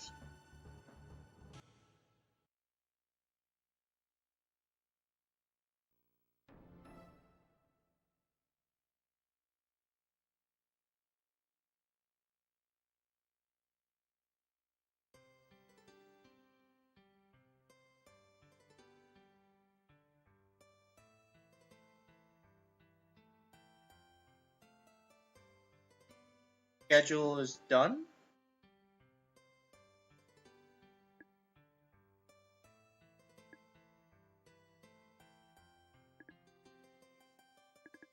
Yeah, it is really convenient.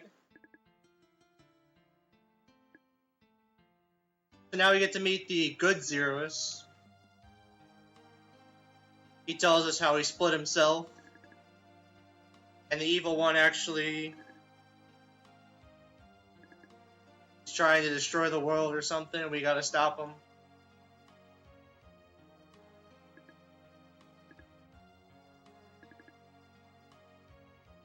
The evil one is actually making the perfect organism, I think.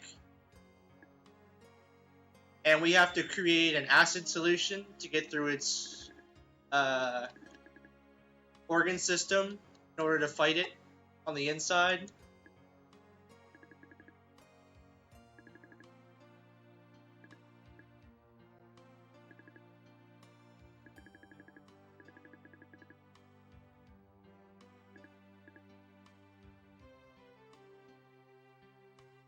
Makes perfect sense.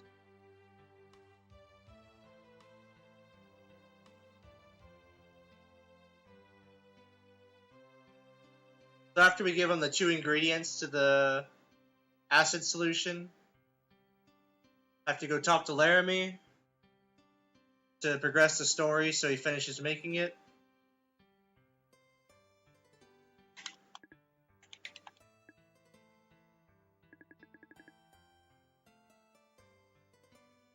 Now he's done making it.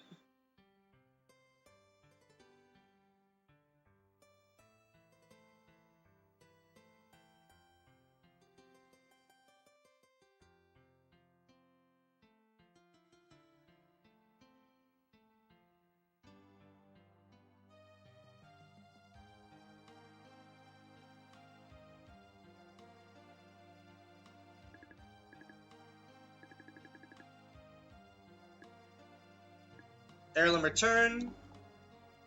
Now we're leaving and going back to the Stalagmite Castle.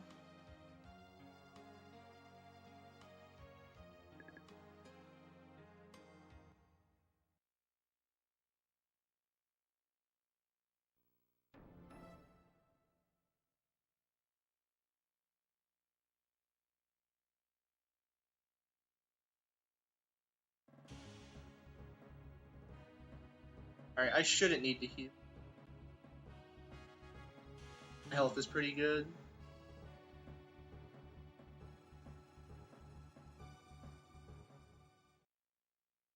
So now we're inside the ultimate life form. Gonna spawn this encounter. Wait for it to go away so I can walk past it.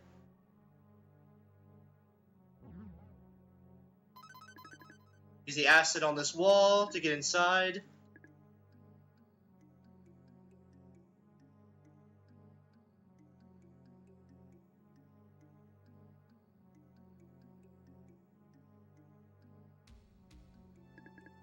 I can't get through this film until I defeat the 3 enemies in this area.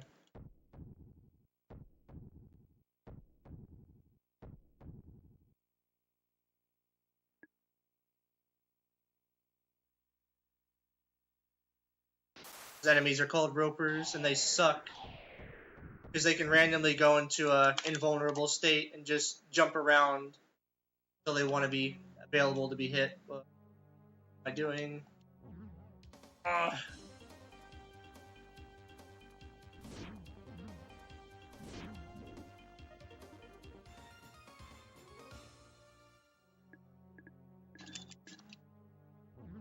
I really get a card of the Wind God. You're kidding me.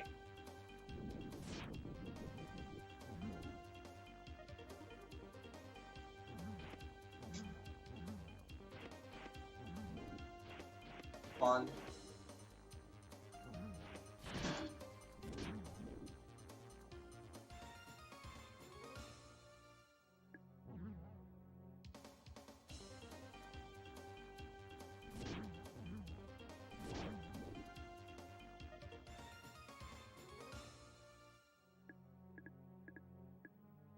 I got another card of the Wind God. Like, those are rare drops. Jeez. They're absolutely useless and just waste inventory space. And ruin my inventory slots.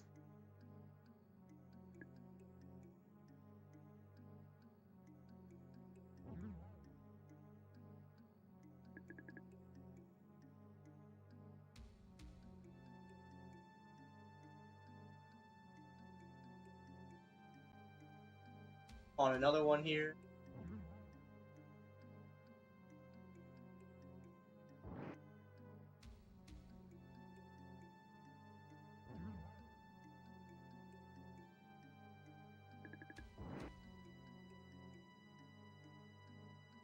And now we get to fight the first phase of Hergazad, the ultimate life form. In order to progress this phase, I either have to be hit twice, or I have to hit him 8 or 10 times. I don't remember which one it is. But with his shield, there's no damage I can do to him.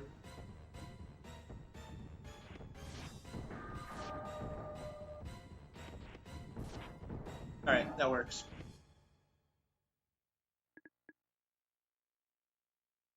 Knocking me down quickly. I like it.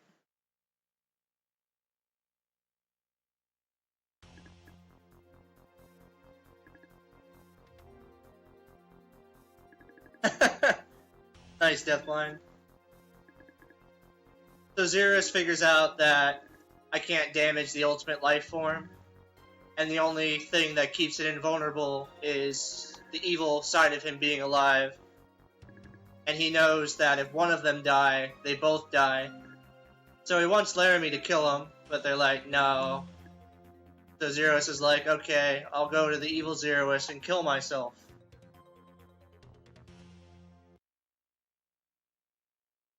Yeah, we met the goal, Sloa.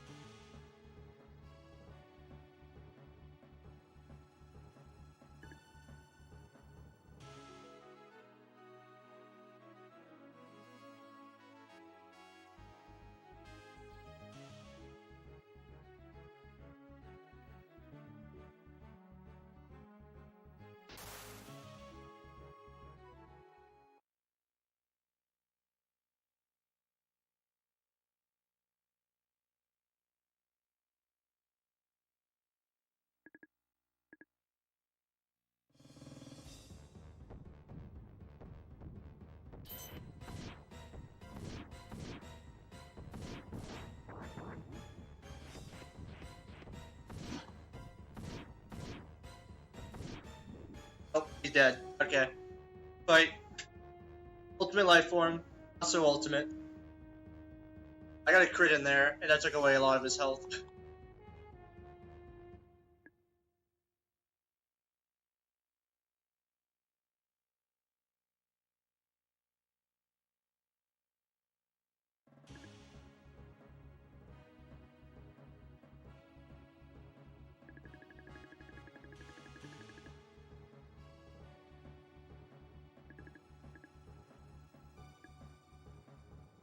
Yeah, I enjoyed the story and everything casually. How much more is the game of the game? An hour and a half, about roughly.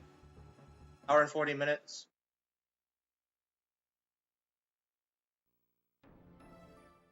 I'm definitely going to be underestimate. Like, I made that estimate back when I was not good at the game.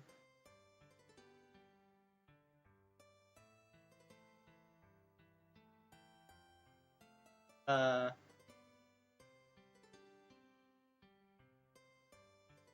I'm better at the game.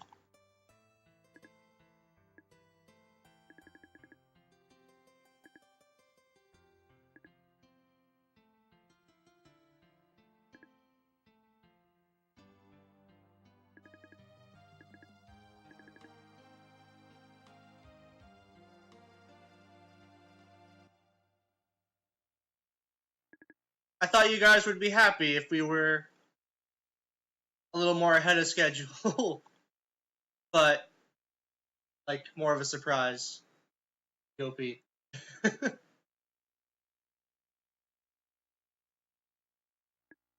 I guess it didn't help me being at the end though.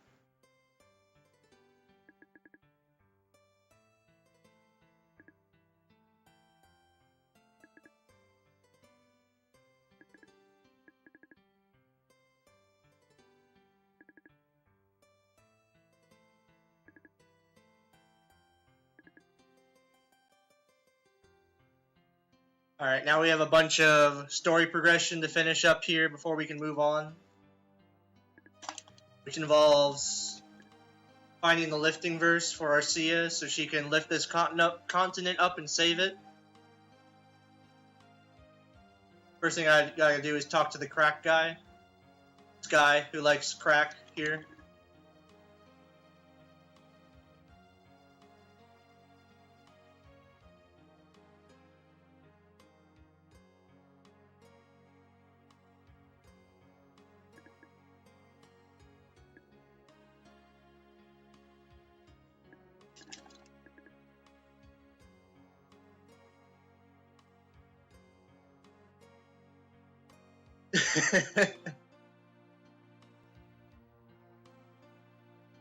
Then Guidance doesn't know enough information, so we gotta talk to the mayor's kid.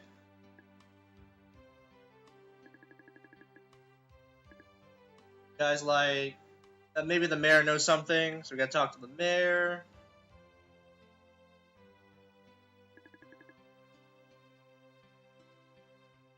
And he tells us that Guidance actually knew everything all along. We were just wasting our time walking around this town.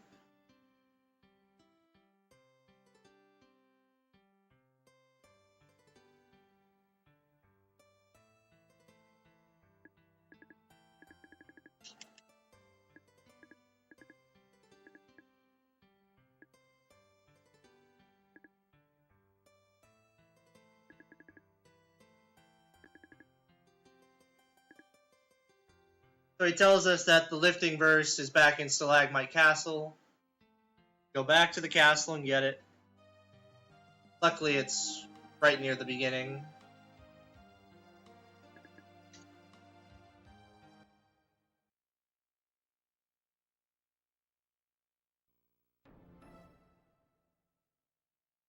Yeah, with fast text speed, you can use any button to mash, and just twirling the analog stick lets you go through so quickly. Have a good one, Diesel.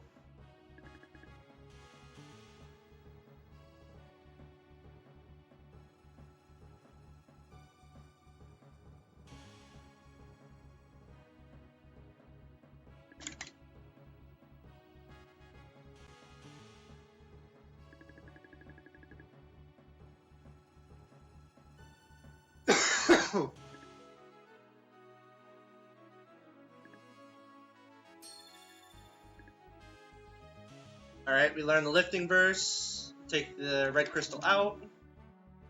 Go back to Arcia and tell her we know the verse, and then we can get out of here.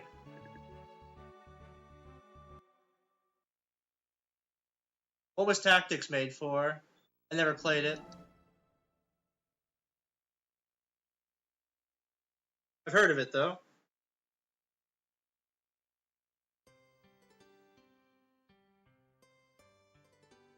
PS1 game? Alright.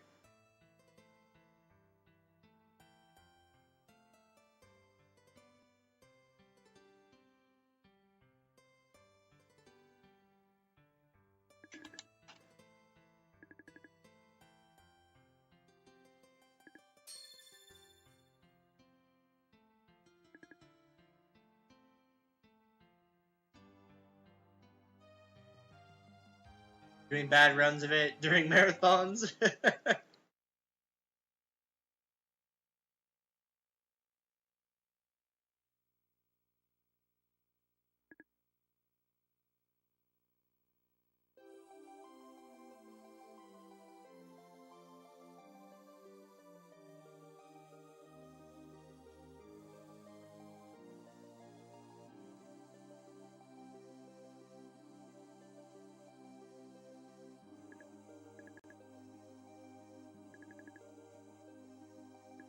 Speaking of bad runs,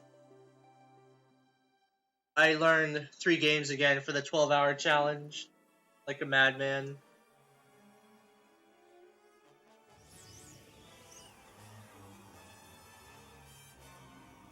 That was fun.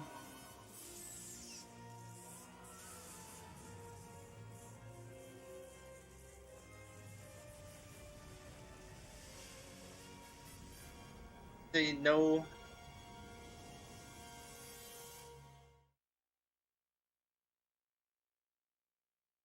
That is a long time ago, it sounds like.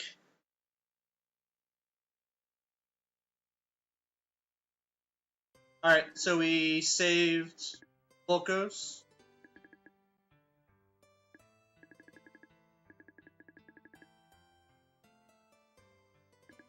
Now we can supposedly head off to the next one, which is Zephyr.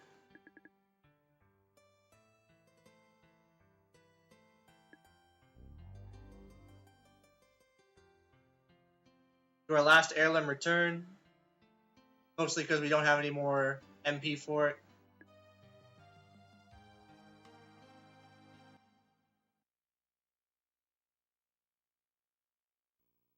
So heirloom tells us that it can't actually take us to Zephyr.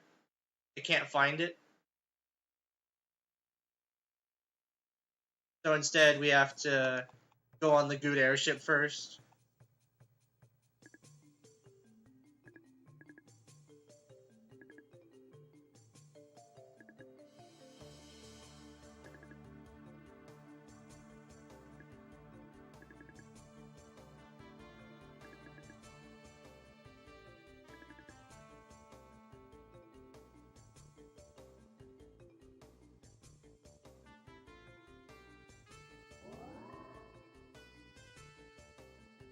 I have to talk to just about everyone on this ship. A couple people I can skip. Talk to him. I have to interact with this person that's asleep.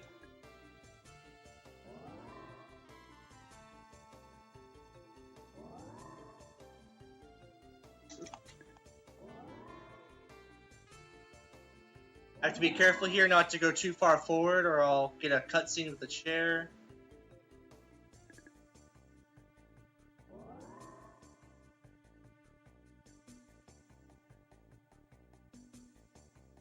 I only have to talk to the guy in the green hat. No, brown hat? Yeah, brown hat.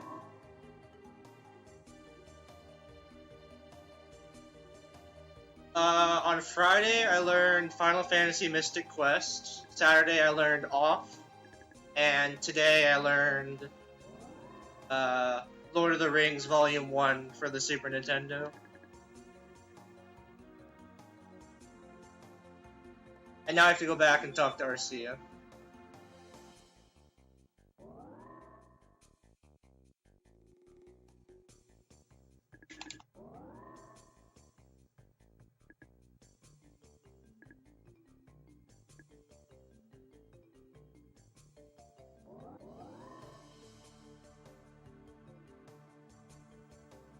The Game Racing Channel, thank you for the raid.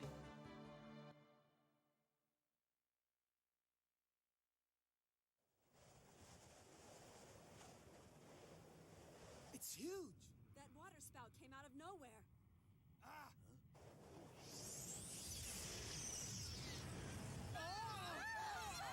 It's the banjo from behind the water spout! Banjo's firepower for a sitting duck. I've got to find some way for us to disappear. Give me maximum thrust from all engines on the double.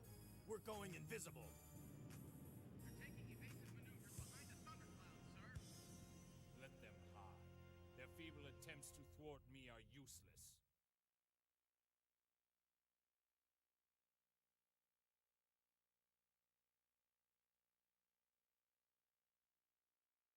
I'm not sure what it is.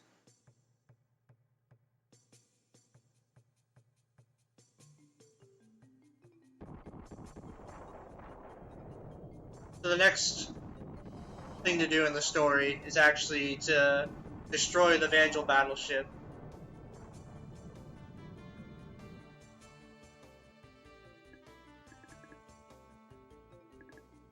So it stops attacking us.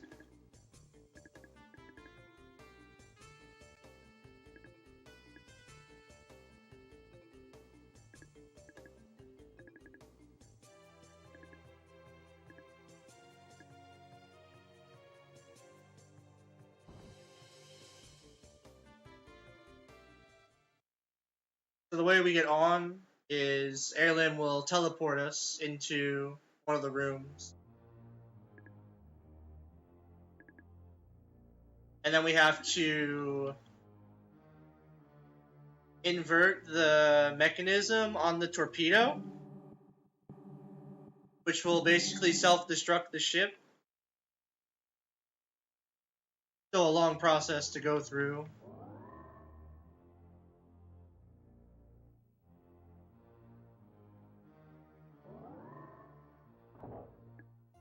What's up, Yoni?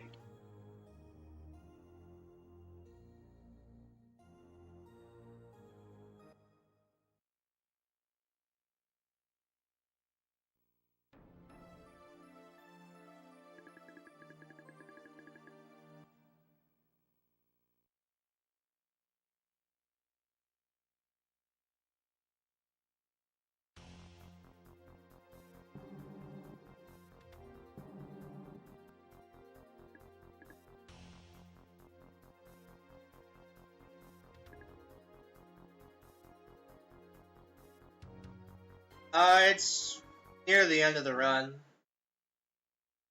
Like, near 3.5 hours in.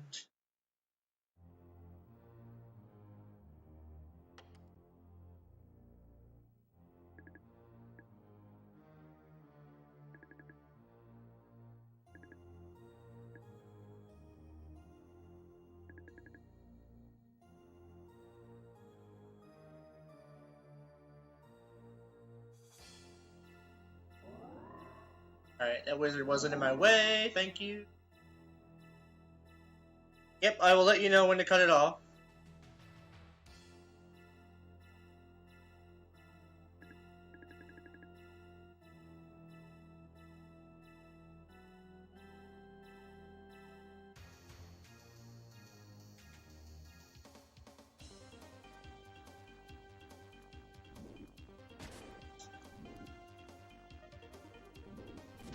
Oh, you...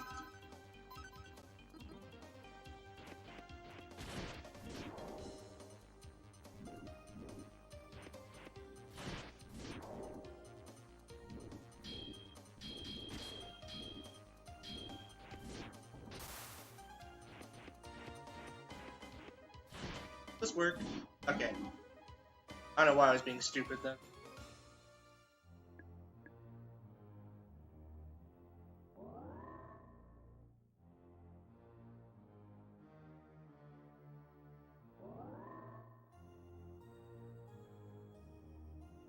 Double sneeze as guard here.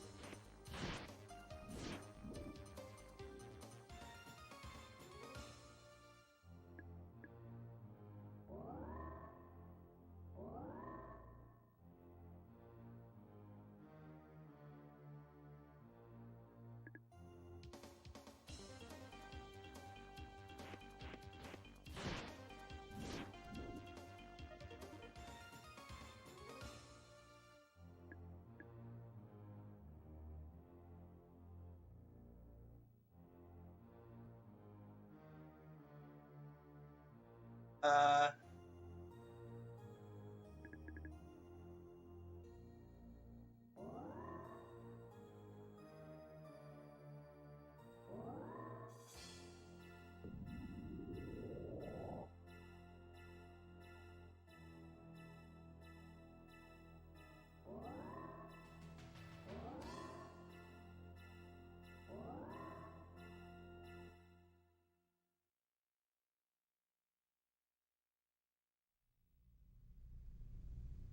if I move right away, that guy is likely to catch me.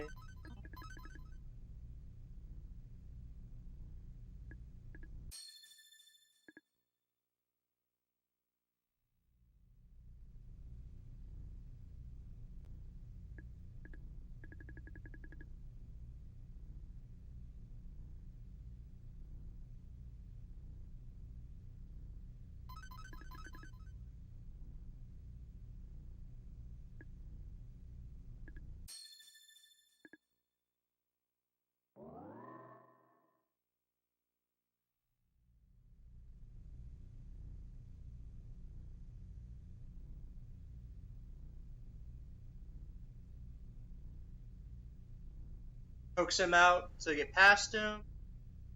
That's the only one we have to do that for.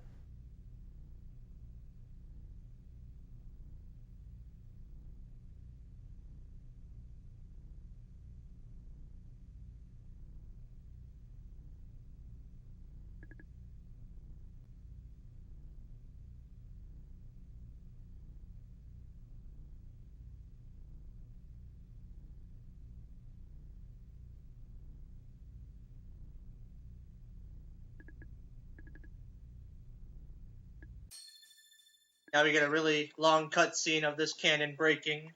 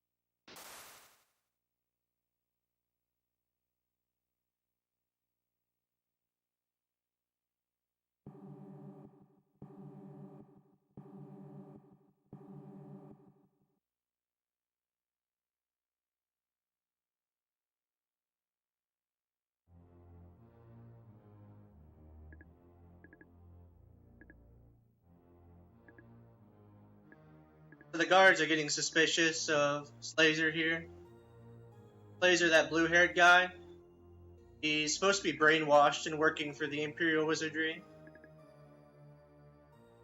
But they think he's turning on him.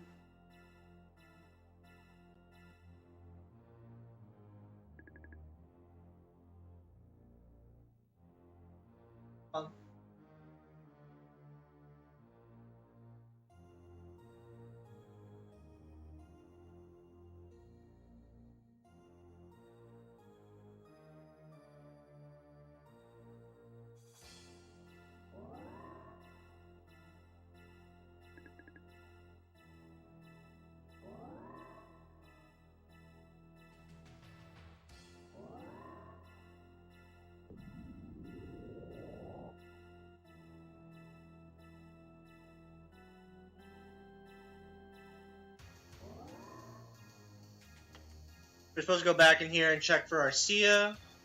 Turns out she's gone. But she left a note saying she's fine.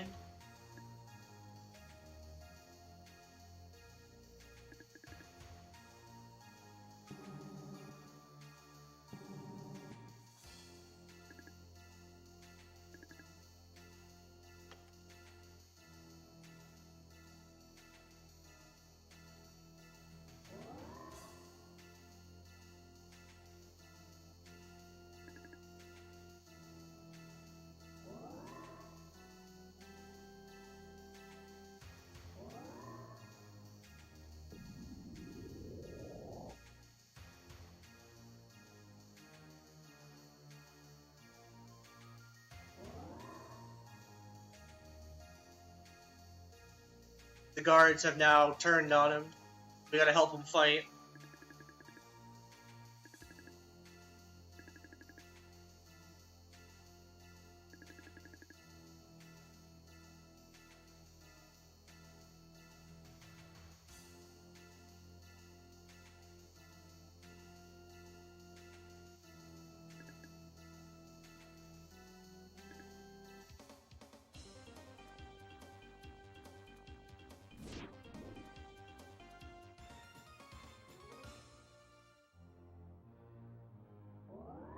Lucky that guy just runs into us.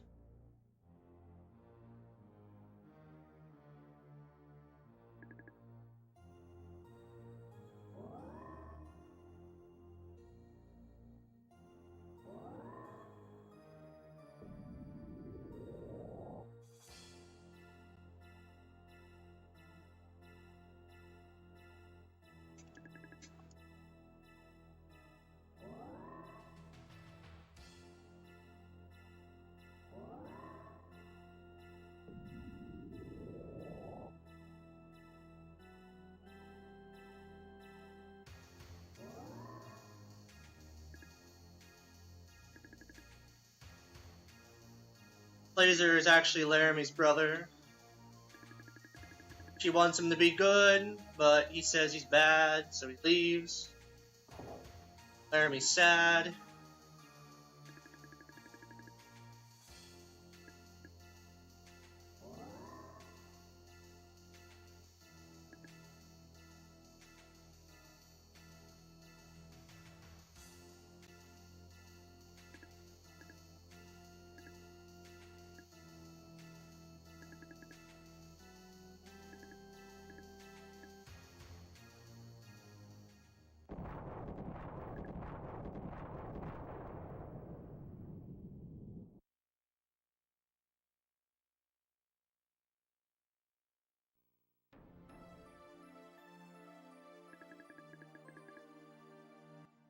Now the Vandal's blowing up.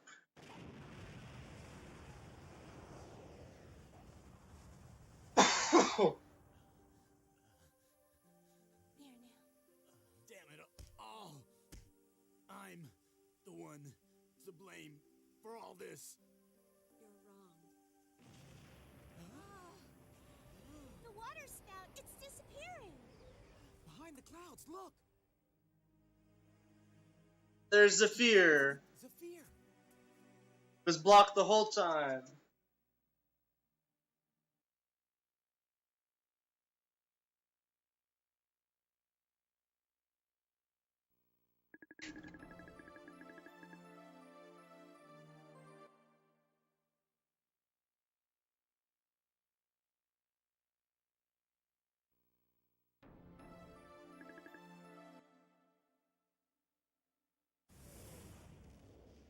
I like him too.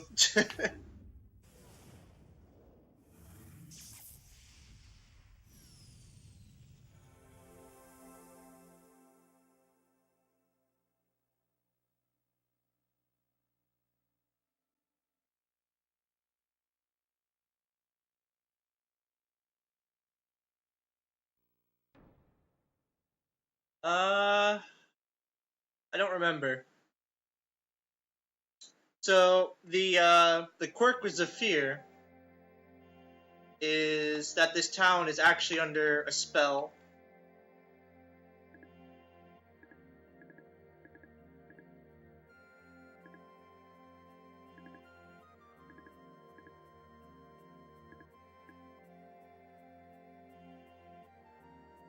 And that whoever comes into the town gets put into an alternate reality where they think there's someone else some other time.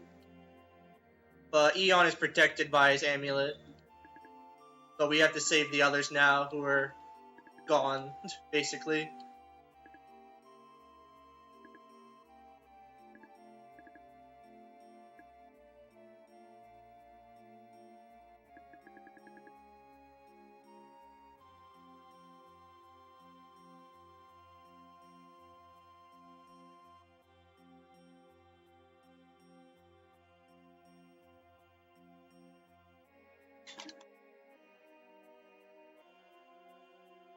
There's a bigger spirit beast here that tells us everything I just told you about how this place is under a spell, and that in order to break the spell, we have to go back to all 4 continents and defeat the dragons.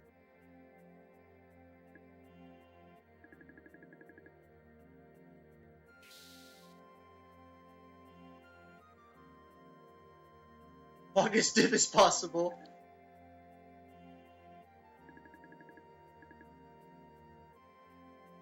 Oh. Yeah, I have to revisit each continent and defeat the dragon on each continent to restore power to the tablet so it can break the spell.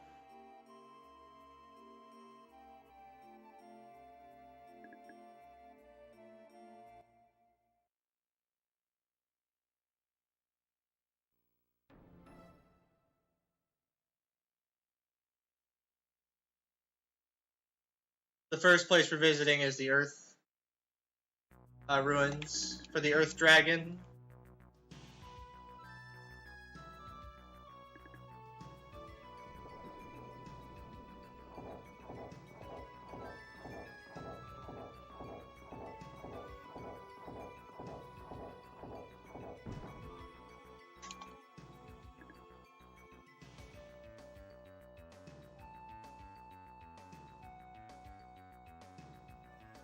So the only other spell I'm going to use for the whole run, hopefully, is a story progression spell called Translator.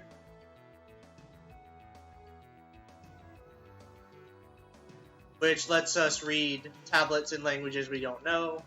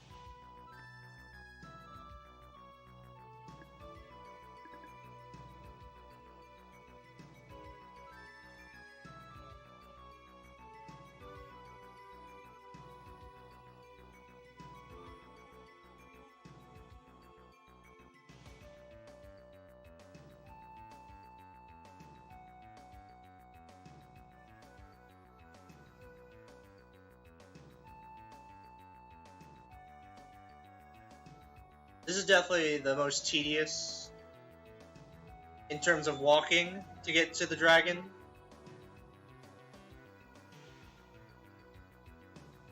The other ones aren't as complicated.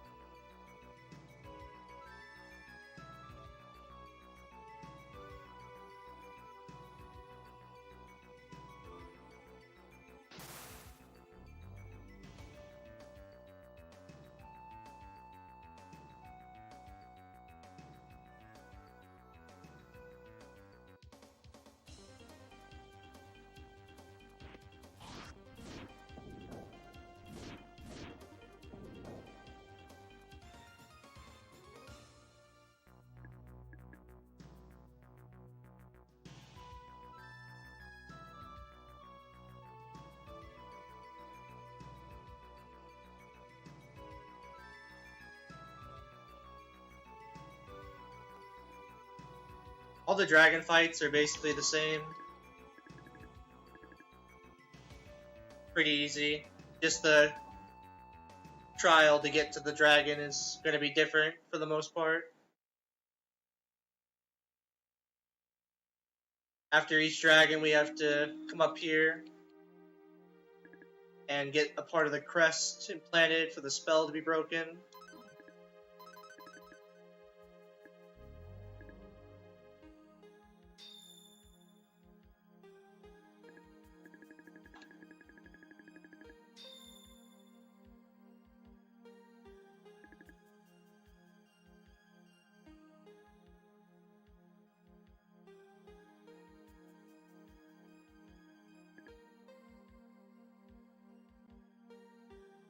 And this is the only dragon dungeon that doesn't have a red crystal to teleport out of.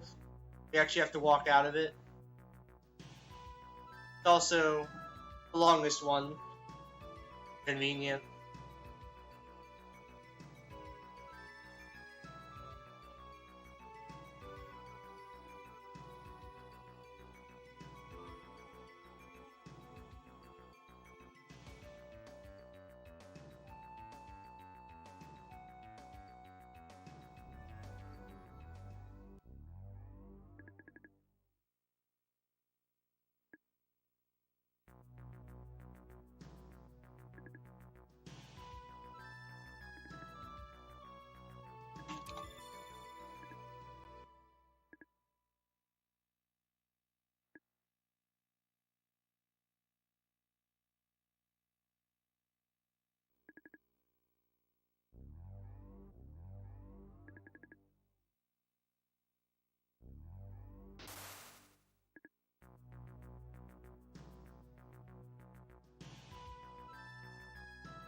Now he's gonna walk out of the dungeon.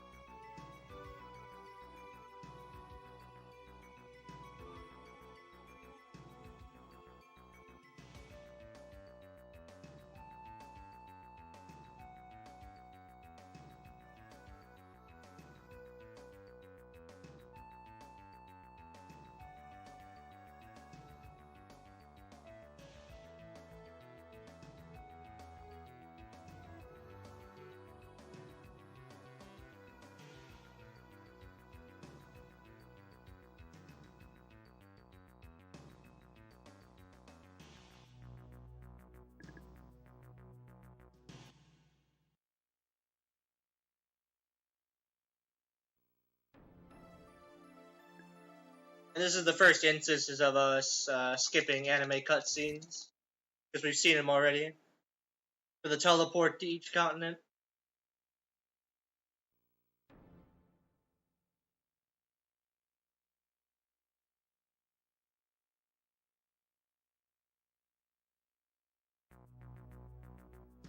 This trial is kind of dumb.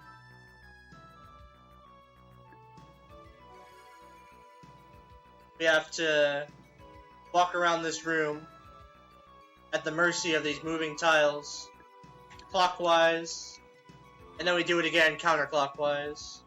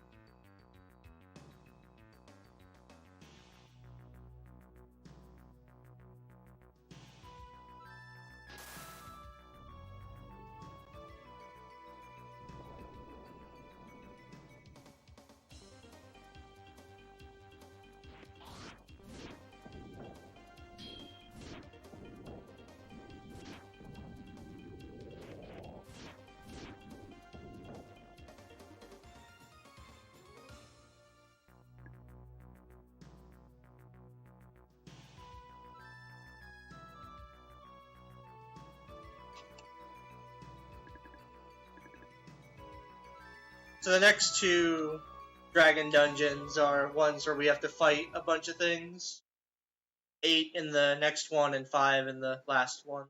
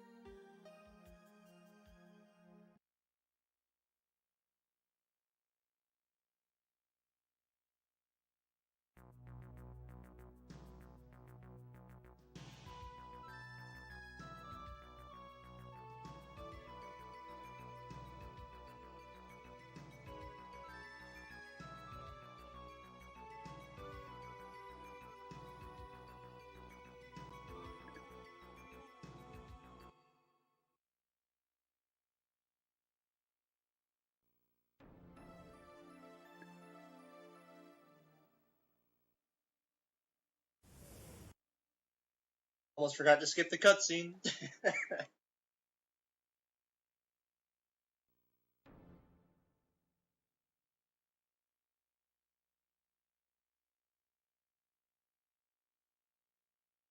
Gonna heal here.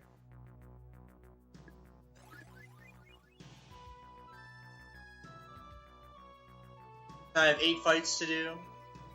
The puzzle of this dungeon is go in a room, see the color, fight the guy, and then go to the teleporter of the corresponding color and fight that person.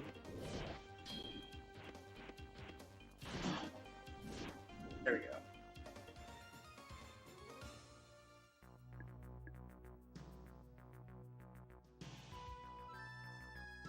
That was yellow. I should go to the yellow one.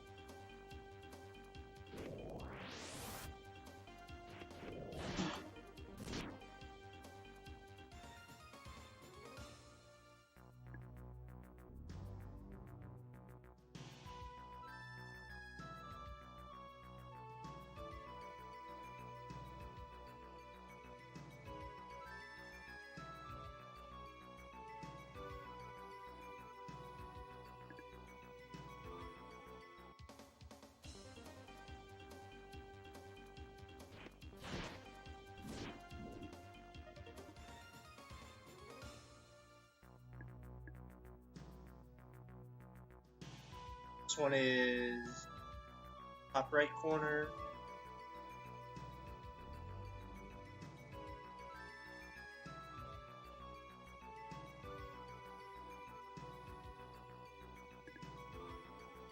I'm talking to the side of the tablets to give me more room to charge and stun. Because if I was directly in front, I wouldn't have enough room to stun him.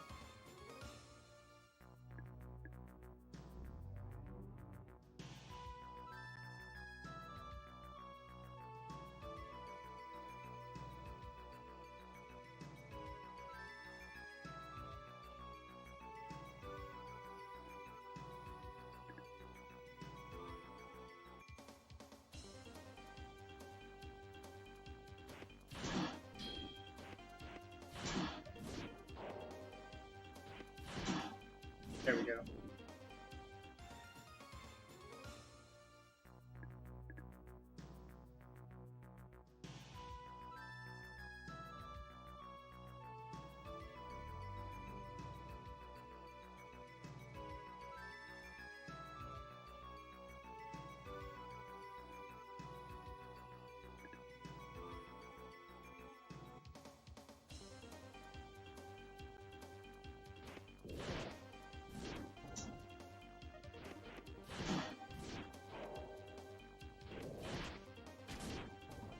One.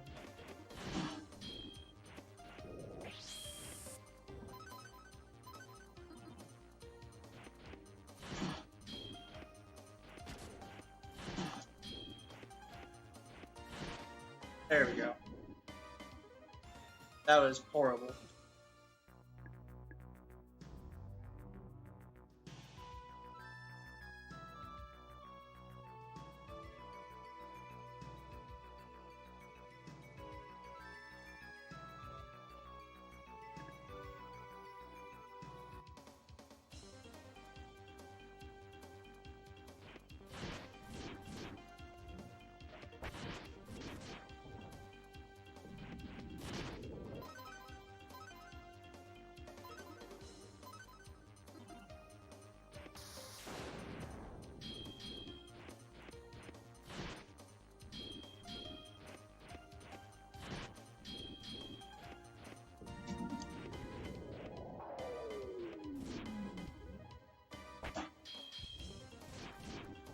Lizards suck so much.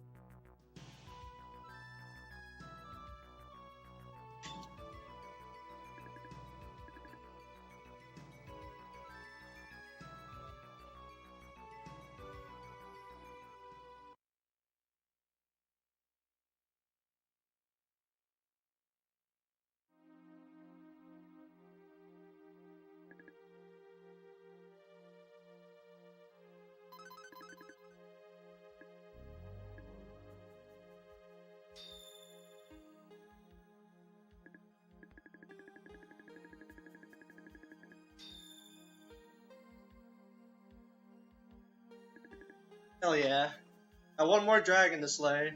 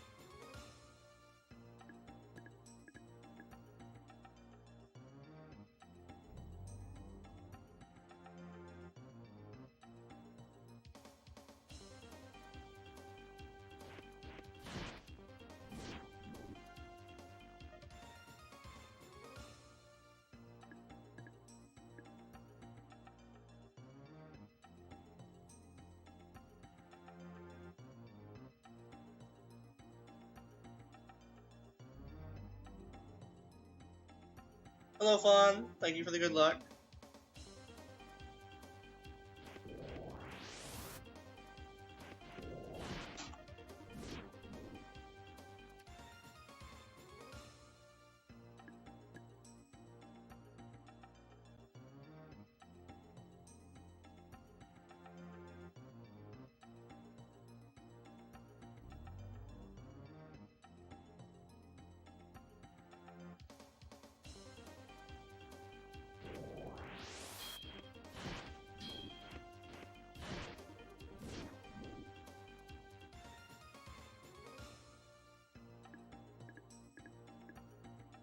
Another card of the Wind God. You gotta be kidding me. That's 3 card of the Wind Gods I have.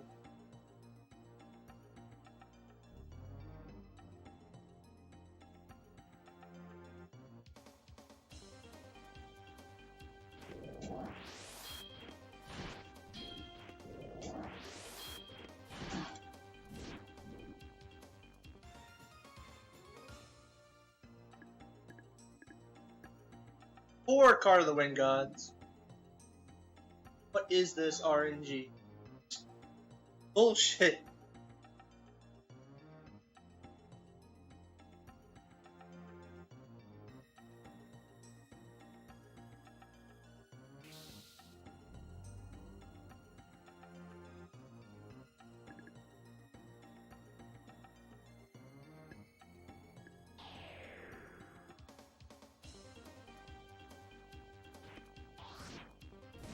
Oh, fuck.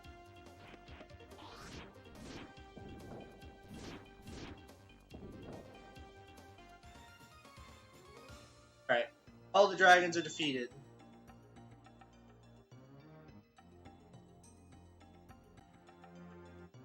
That was pretty poor in general, though.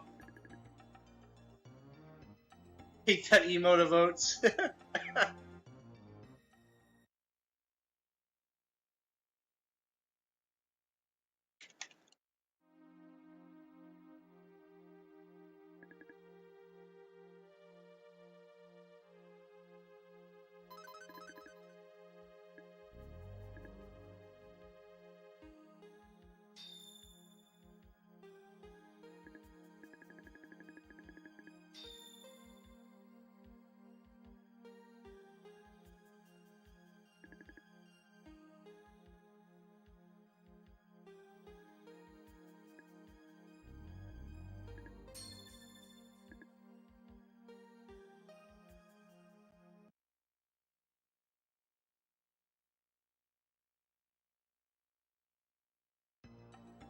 Now we have our tablet fully imprinted with all the crests.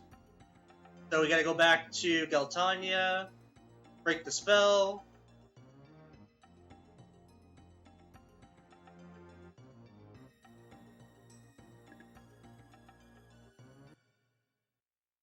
Or Galtania is on Zephyr. I don't think I ever mentioned the name of the city.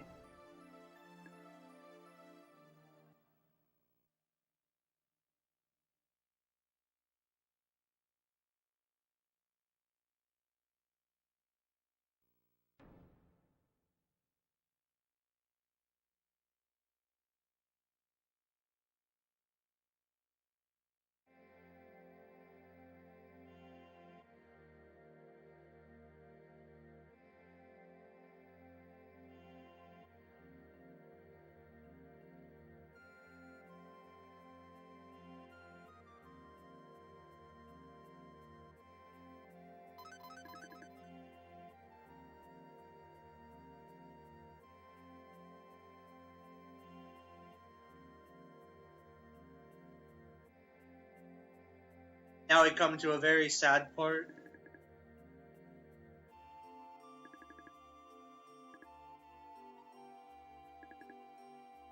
So, the big spirit beast doesn't have enough power, so it's gonna absorb Corky, our little spirit beast, and they're gonna become one spirit beast. Bye for now. The great spirits go!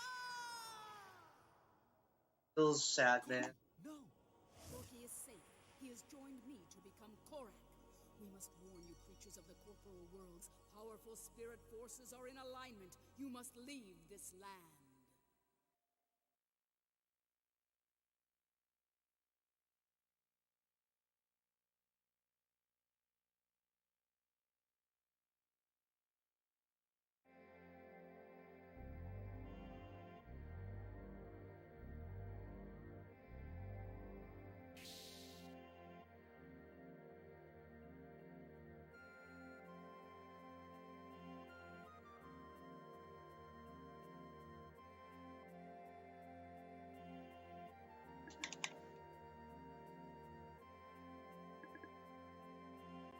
So the spell is broken. Laramie's back to normal.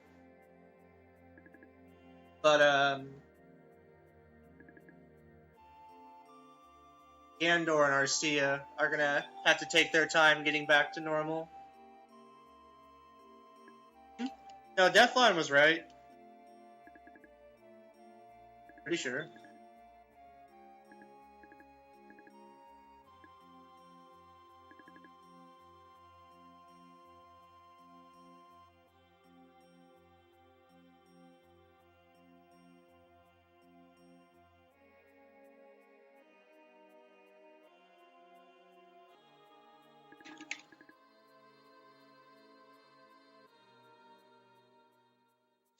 It's not a bird, it's a spirit beast. Oh my god.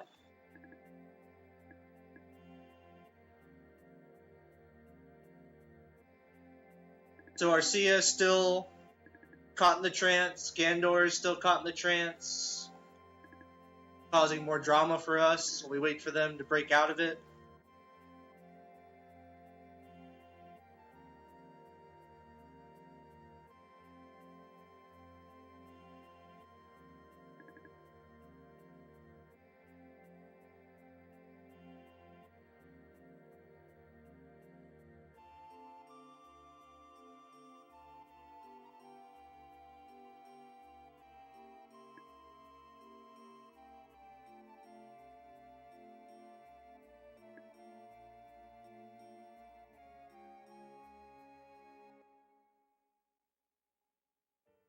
Don't come.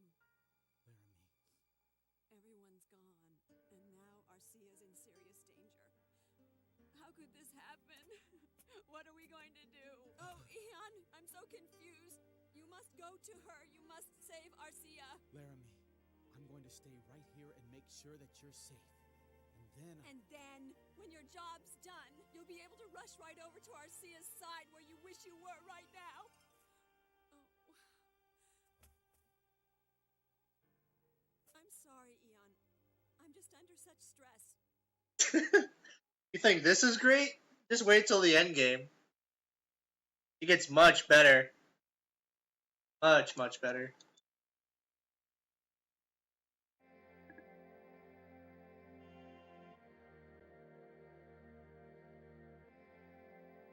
You have to talk to her right there, and she tells you to go check on Arcia. You don't do that. Progress, and I hate it so much because I forget a lot to do it. Oh, this is where we learn Undertale. I mean Genocide. Still called Undertale.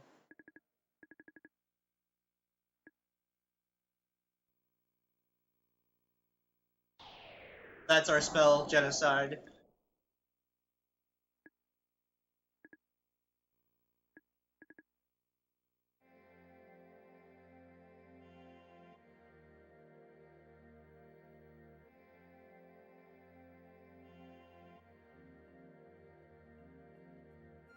So the bird's gonna tell us that the lifting verse is hidden below the cemetery, and we need to go find it.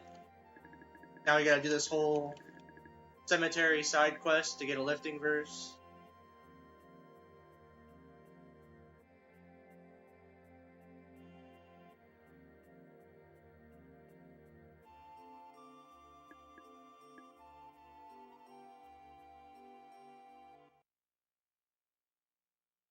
And thank you for voting to save Laramie. I appreciate you.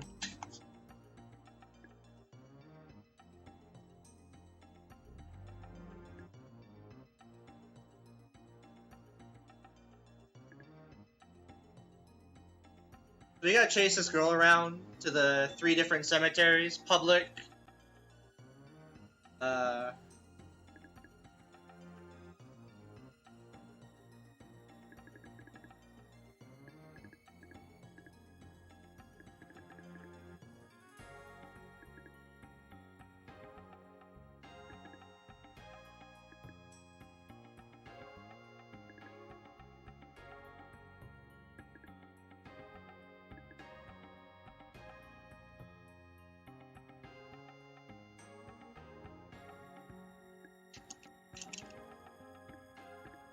No, it's not.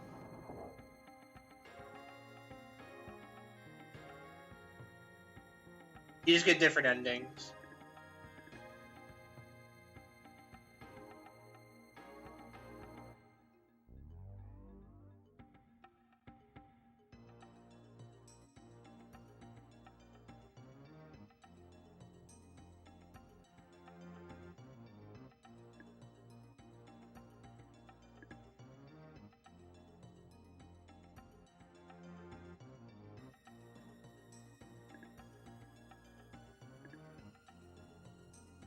Interact with each middle gravestone, soldier cemetery.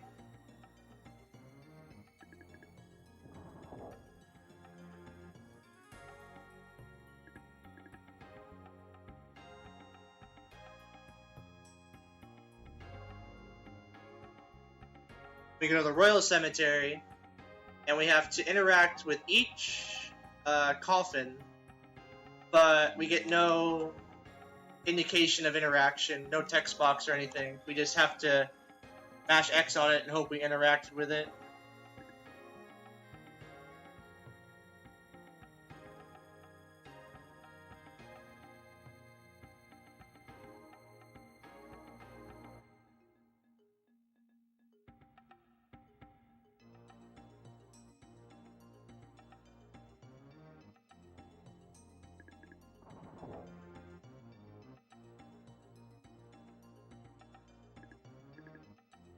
Alright. Now we gotta help the little girl find her mom.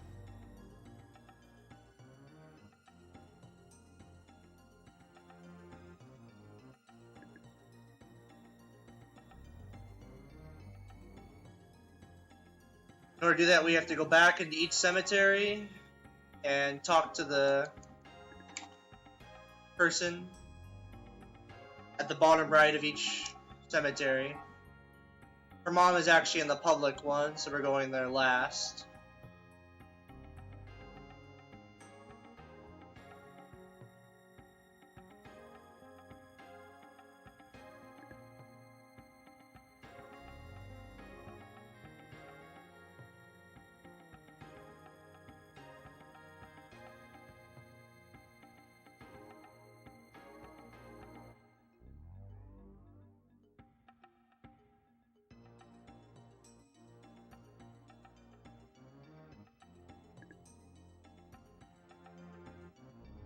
Go back and grab her.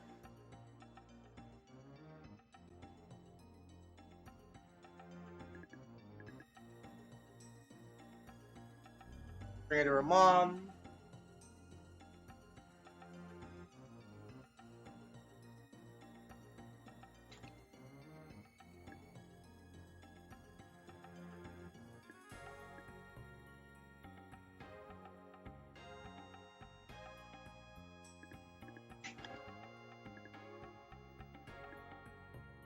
So we come in here, and one of the dead wise men come tell us that the Imperial Wizardry Fortress is actually clinging to the bottom of this continent and bringing it down. And we need to go destroy it in order to have the lifting verse have any effect of saving this continent, because it's just going to pull it down regardless.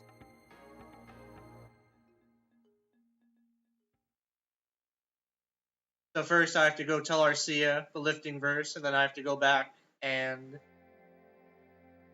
save the continent.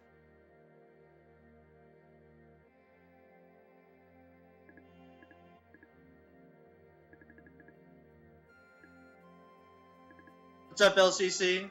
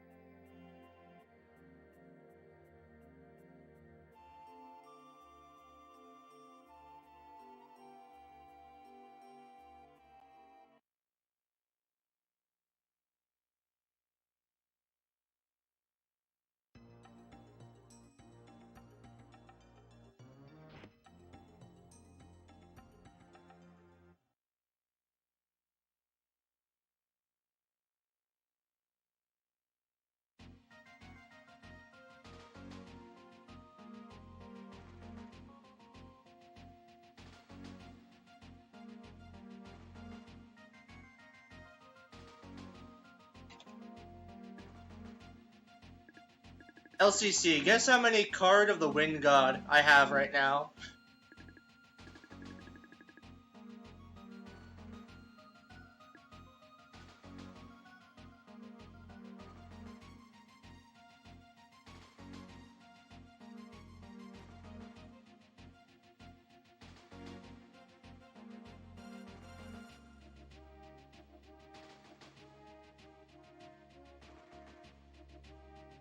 Gonna fight this golem to get a card key.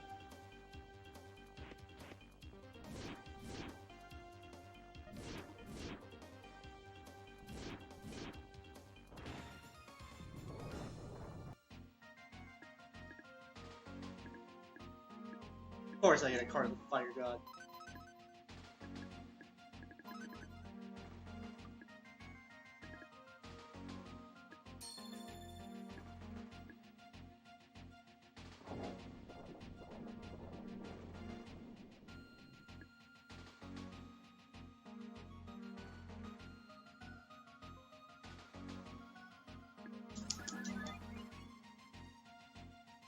Alright, now I have to defeat 4 enemies here, and oh my god. Visit the 4 dead wise men in their spirit realms, I guess?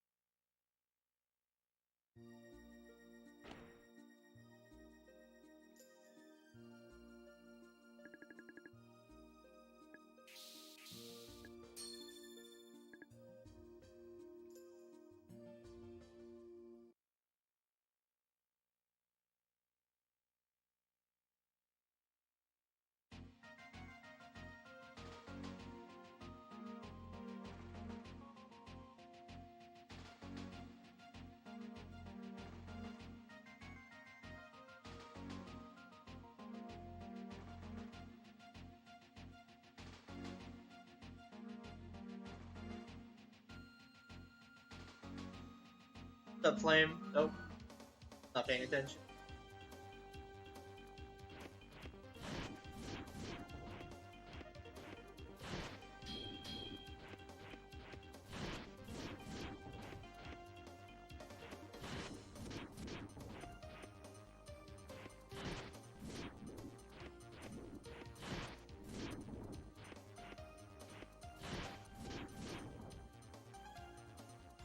I can't confidently crit that guy.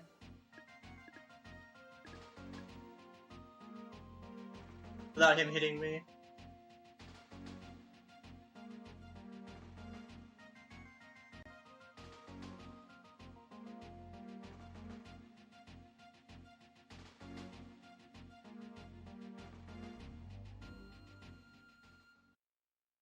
Well, not crit, but the special attack, I mean.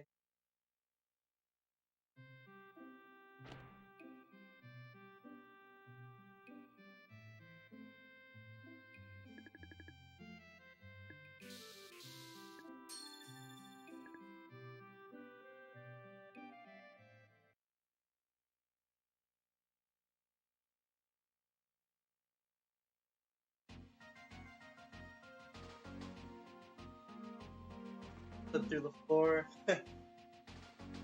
Next fight's gonna be a golem. Pretty easy fight.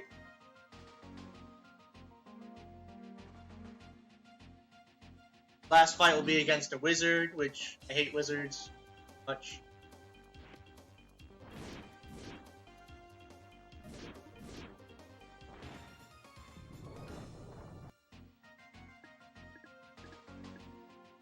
Of course.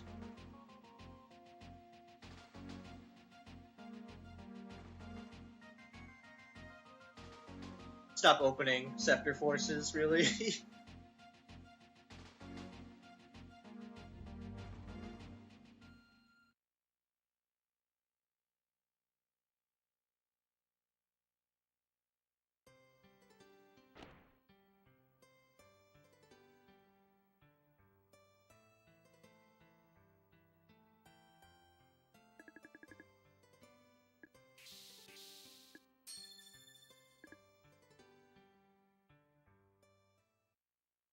I equip this armor for safety.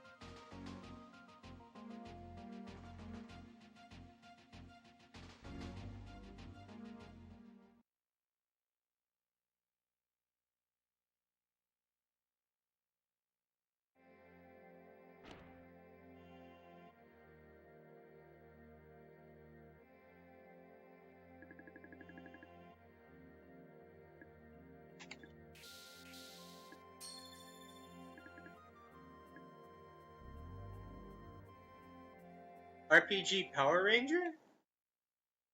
Alright, we have talked to all the wise men. Now I have to get the consoles activated for the door. Try a really hard double sneeze here to not fight this guy. Not easy to get.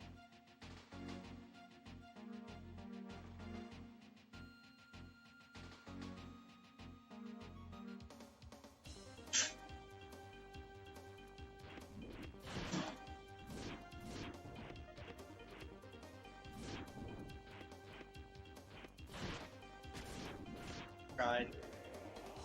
Fast.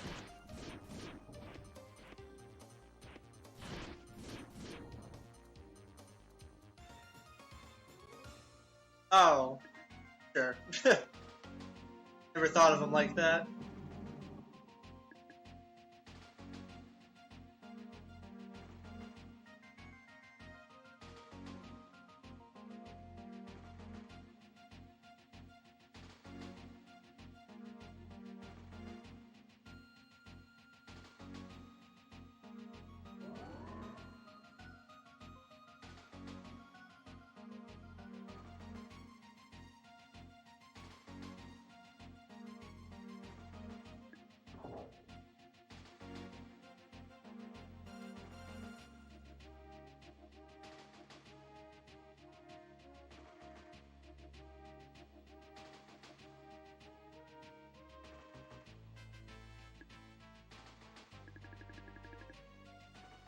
Alright, we're at the end of the fortress. There's only a door stopping us from getting the leader of this fortress. Good thing Gandor can punch through rocks, meaning this door should be no problem.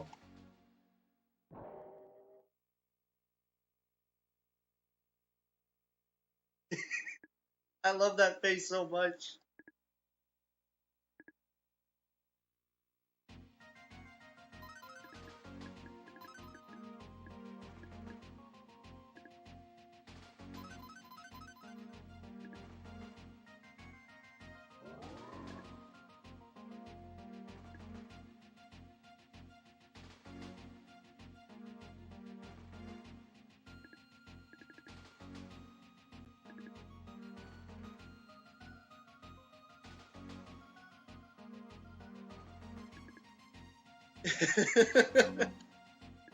Exactly.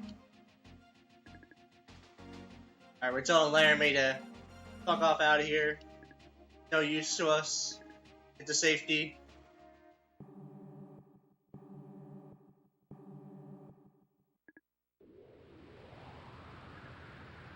Now they turn the power off and they're trying to freeze us to death. Tell Laramie go to the elevator.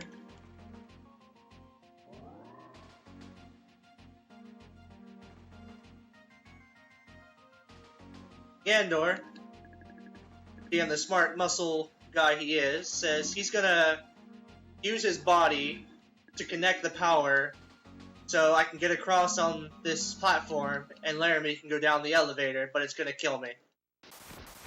Makes perfect sense. Don't know why I didn't think of that. Eon, follow your destiny.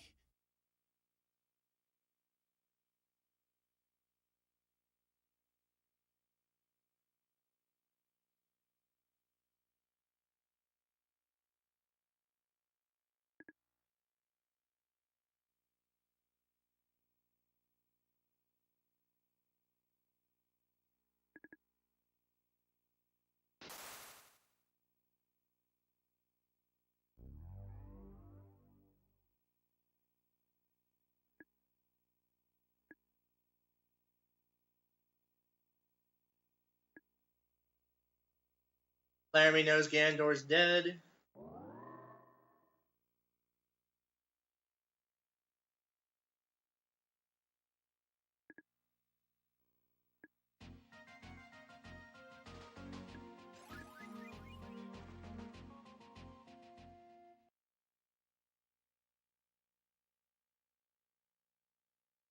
Now we get to fight the boss. Poodle Zephyr. One ugly crap.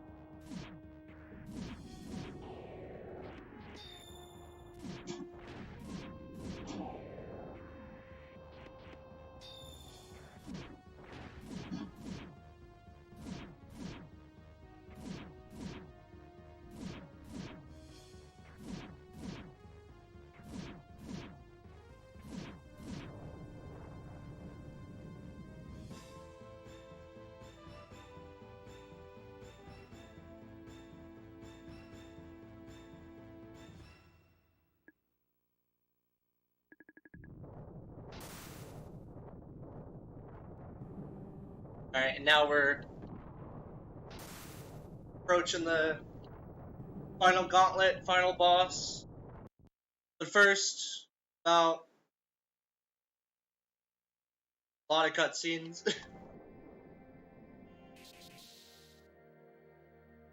I don't remember how long. 10 minutes or something?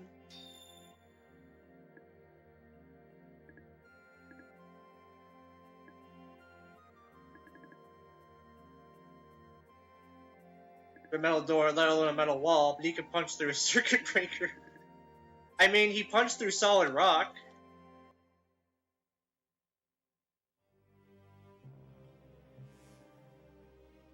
Arcia lifting the last continent.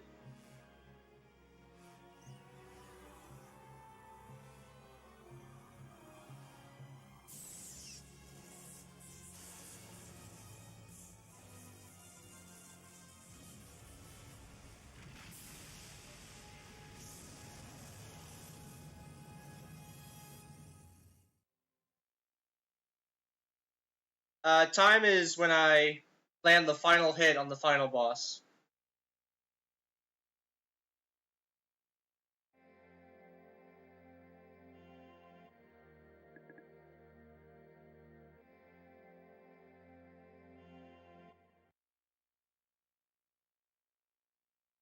World record is 3:40:59.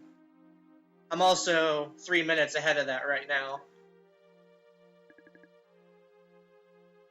No, that was not the final boss.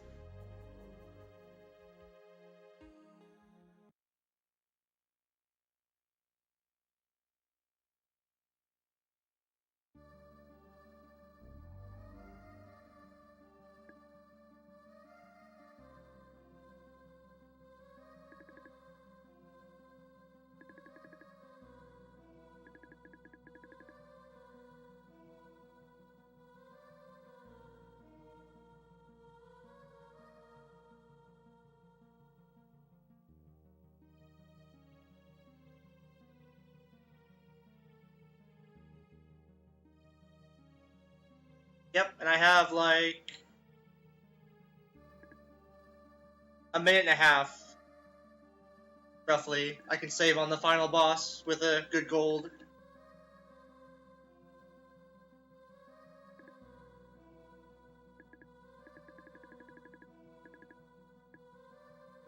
So what's happening is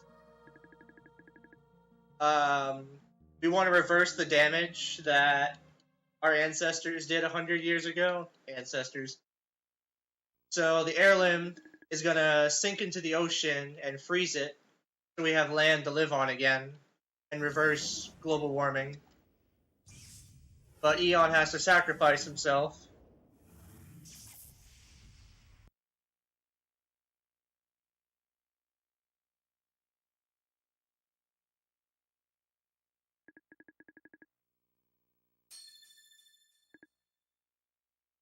But it turns out I took you all this way just to tell you didn't need to come. We don't have to sacrifice you. I can do it by myself. So, good thing Arcia and Laramie were following us, or we'd probably be dead.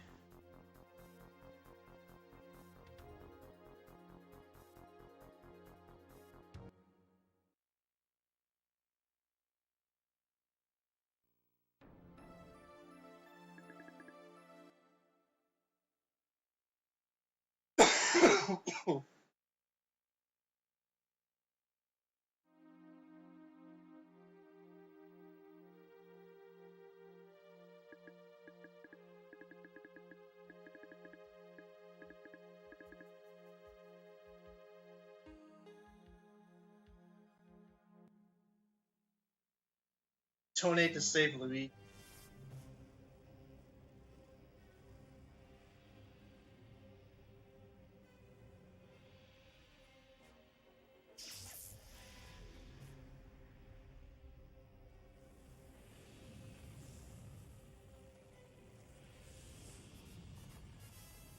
What's happening? Look at the sky! It's gone dark! Look at that light up there! What is it? We're being sucked into it!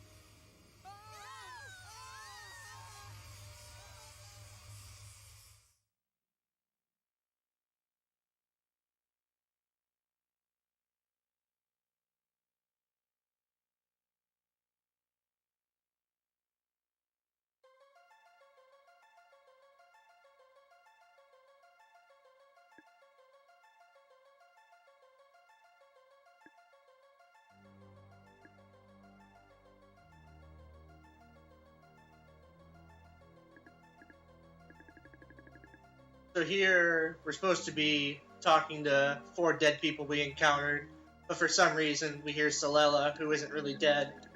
Whatever. Here's Zerois. And Gandor, who just sacrificed himself. Feels bad, man.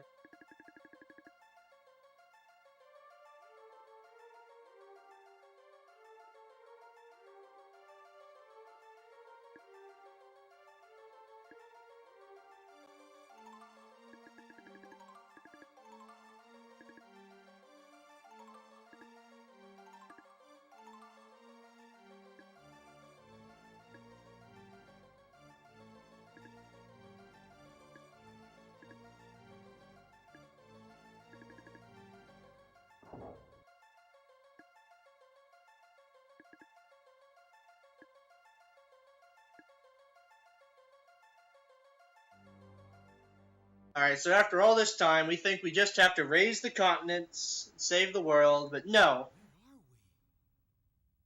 Get a wrench thrown in. I don't know, but I don't like the looks of it. Arcia, what's wrong?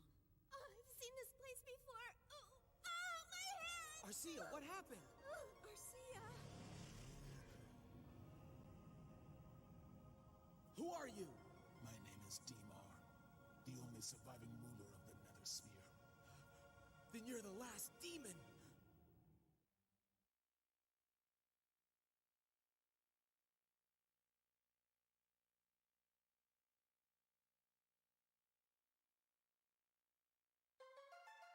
So basically, what happened is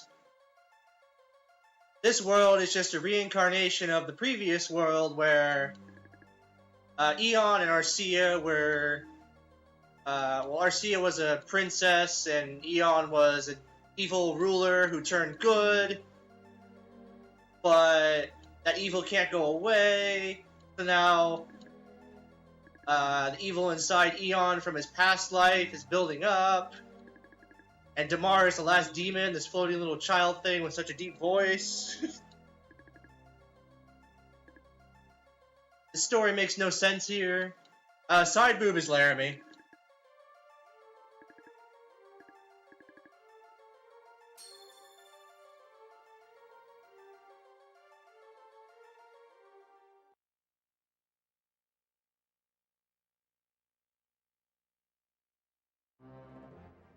And now Slazer's here, Laramie's brother, who's supposed to be brainwashed by Damar.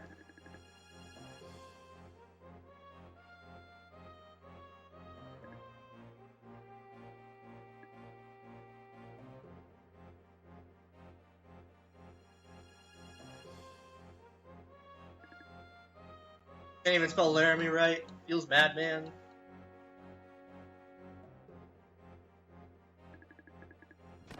But it turns out Slazer wasn't brainwashed at all. He was a good guy the whole time. Slazer! Demar, is that the best you've got? Come on, try again. I want you to succeed. When I die, my spirit will enter the scepter forever. If your puny spirit tries to enter the scepter, I will destroy it. All right then, let's see if you can. What?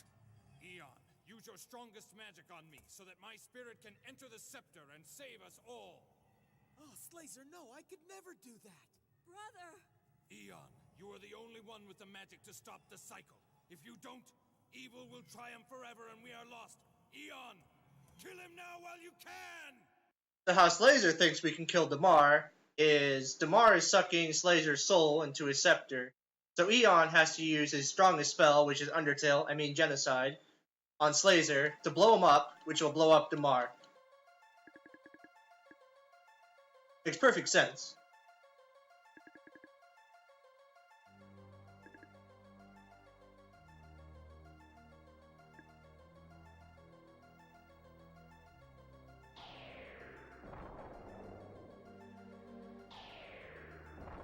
And we did it. Damar is dead. That's totally time right there. Guys, we definitely not want to see what's after this. He's definitely not coming back. Oh wait, never mind. He's not dead. We just killed Slazer for no reason.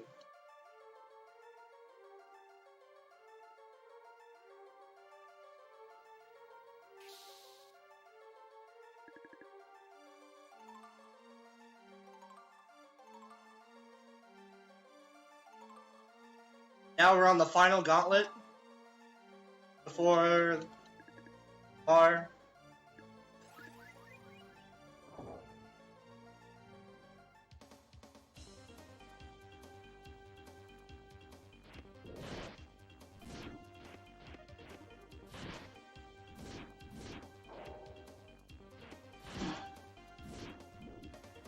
Okay, prepare your ears for bad voice acting. I'm warning you ahead of time. It might bleed through my mic.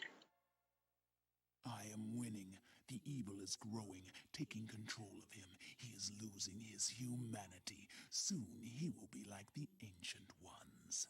That's a lie. Eon is not evil. He won't give in to your magic. He won't. Yes, he will. He has been chosen. He is the one. Evil souls from all the worlds awaken when ghastly deeds are repeatedly committed. Eon is the reincarnation of Ma-O, the wizard of evil. He perpetuates the corruption that draws these souls to me. It is through him that I am able to lure them into my domain and rule them as I wish. No! No! You, your brother, and all the other survivors of the lands are merely pawns. humans, manipulated by my hand to collect the souls of the evil dead. I have always been in control of your fate.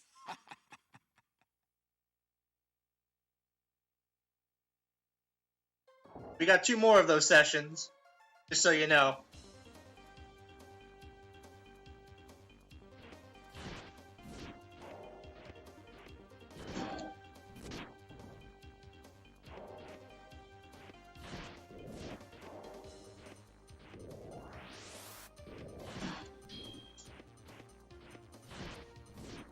On.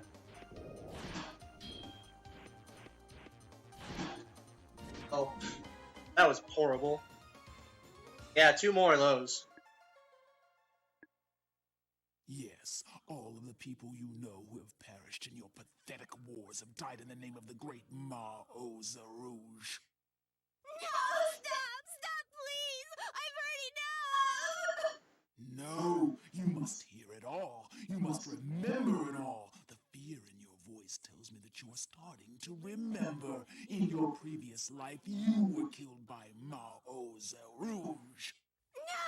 It's not true! It's not true! You were an innocent princess in the ancient kingdom who was killed by Zarouge so that you could serve him. So, in my casual playthrough, this is where I decided that I'm killing Arcia.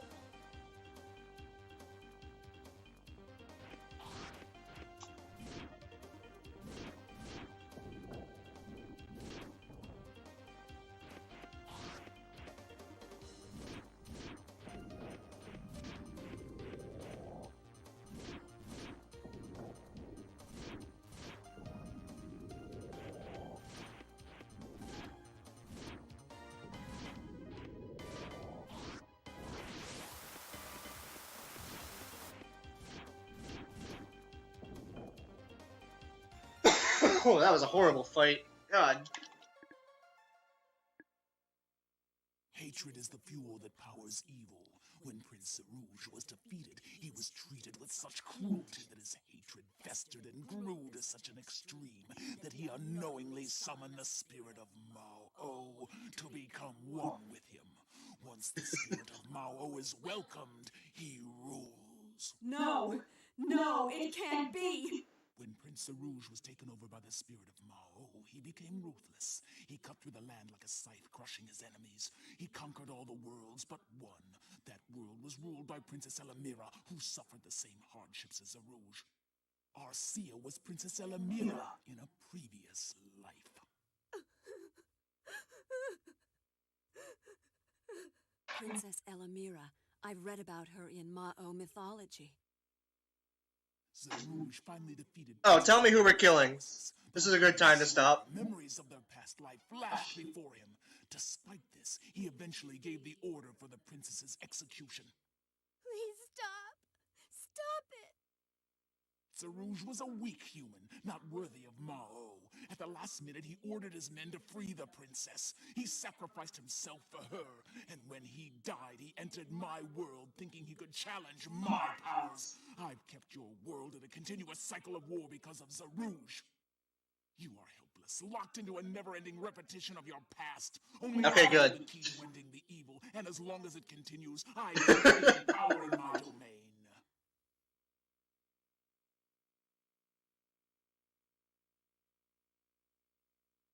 You are such weak creatures. All the wars you've fought before. All the people you've killed were the reincarnation of your old retainers. I have merely invited you to be violent and evil, and you have never disappointed me. You've gone to war without remorse for its victims. You've killed of your own free will. You are all as evil as Zarouge himself, and as long as you are evil, you shall always be under my control. Alright, one more dragon, and then we fight Damar.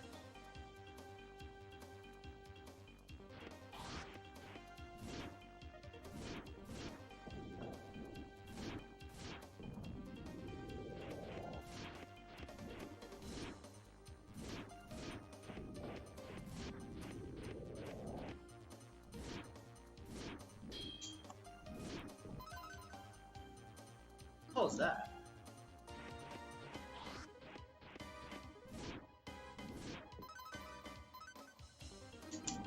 Never seen that.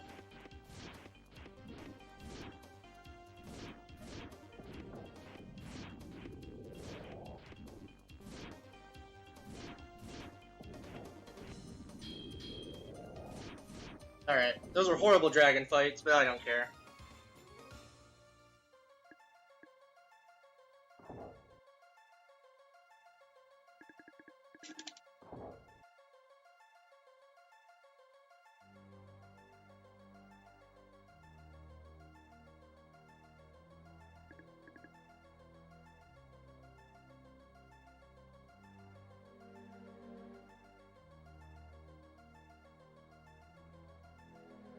Okay, here's where we get to choose that we saving Laramie, killing the loud, annoying person. We have to sacrifice someone to go into our scepter to give us enough power to stop Damar.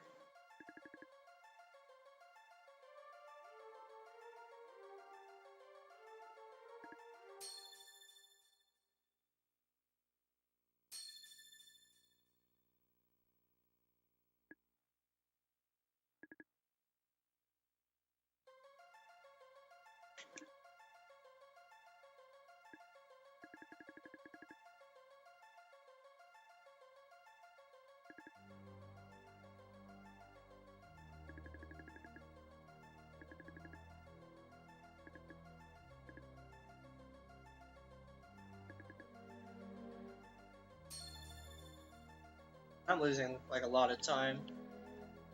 Bad dragon fight. Alright, so Damar fight. He has the ability to fly, and whenever he's in the air, I can't hit him. So, and it's random whether he wants to fly or not. So I just gotta hope he stays on the ground so I can hit him. He can be an asshole about it too.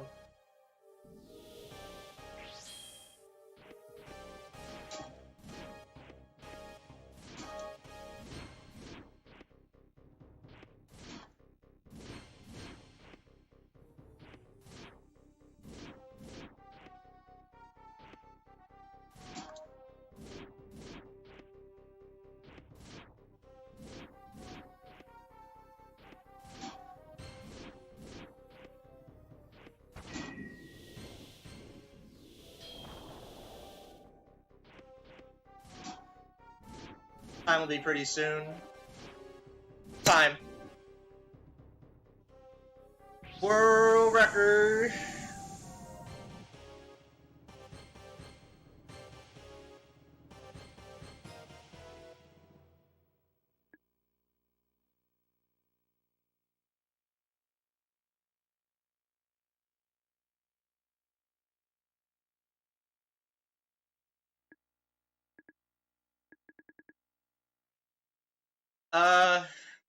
Alright. Thank you for the GGs. First sub 340 on console.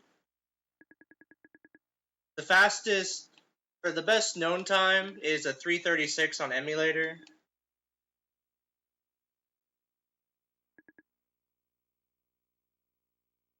I don't know if I really want to grind this more. I might submit it to more marathons for memes.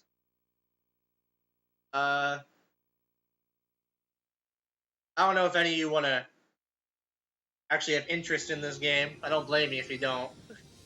But there is a Discord. There is a tutorial. The game is like $2.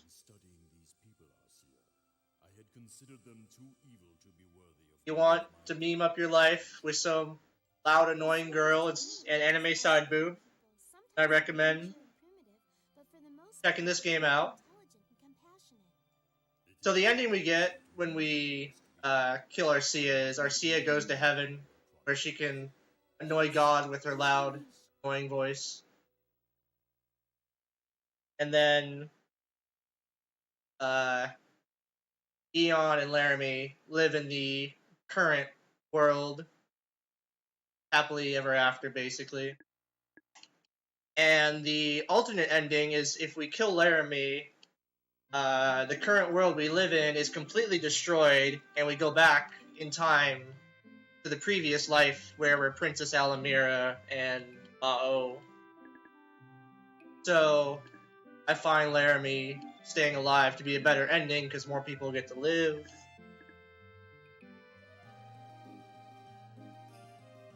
In a couple minutes, there's some more terrible voice acting if you want to keep it up a little longer, since I'm terribly underestimate.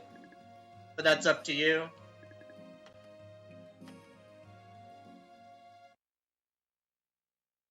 I have no more plugs in general, though.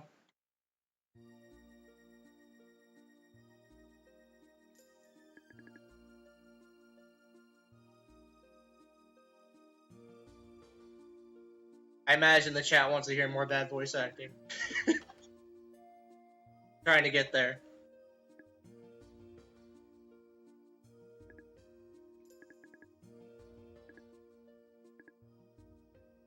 Yeah, it's up to you. I don't mind either way.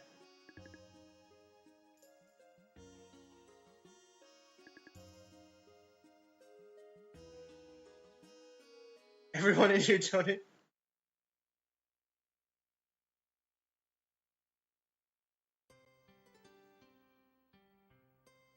Yeah, you can cut me whenever you want then. Thank you for having me. Good luck on the marathon. Donate to charity. Sorry for being late again.